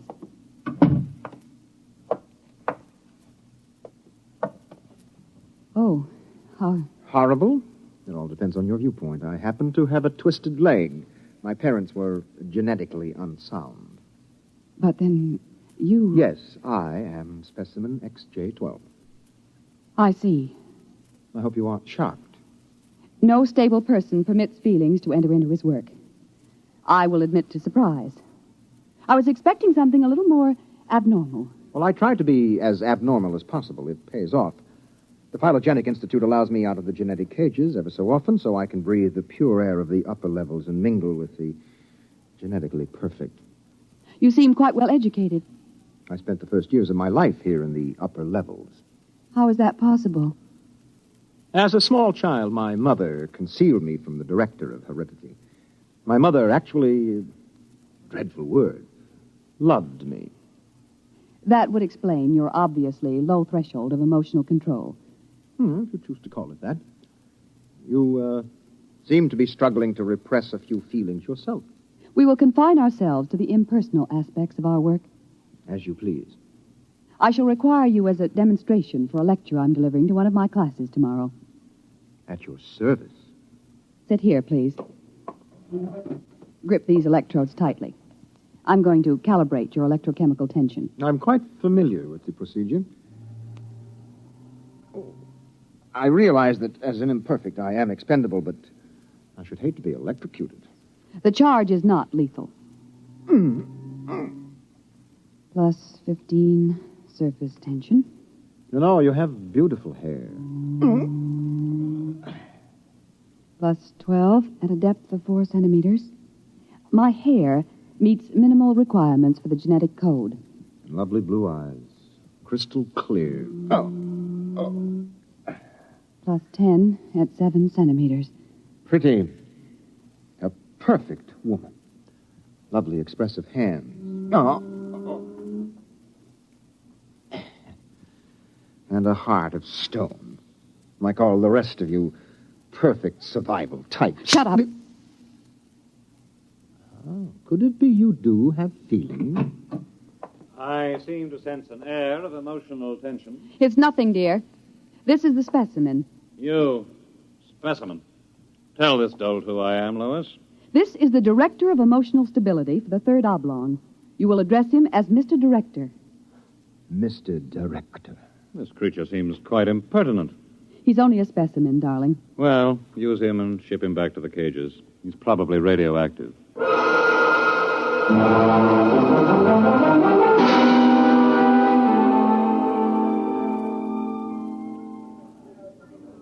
Attention, attention.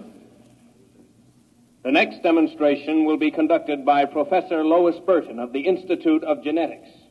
Her topic, the probability of radioactive damage in the chromosome heredity of imperfect non-survival types. Professor Burton.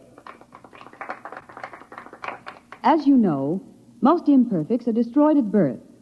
However, those who, for one reason or another, manage to survive are segregated in cages on the lower level for study purposes. The specimen we have today has been trained to tell in his own words about the factors in his upbringing. You will have to forgive his immature emotional control factor.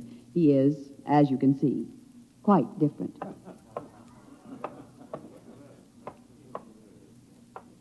Specimen XJ12. You will proceed, please. Thank you.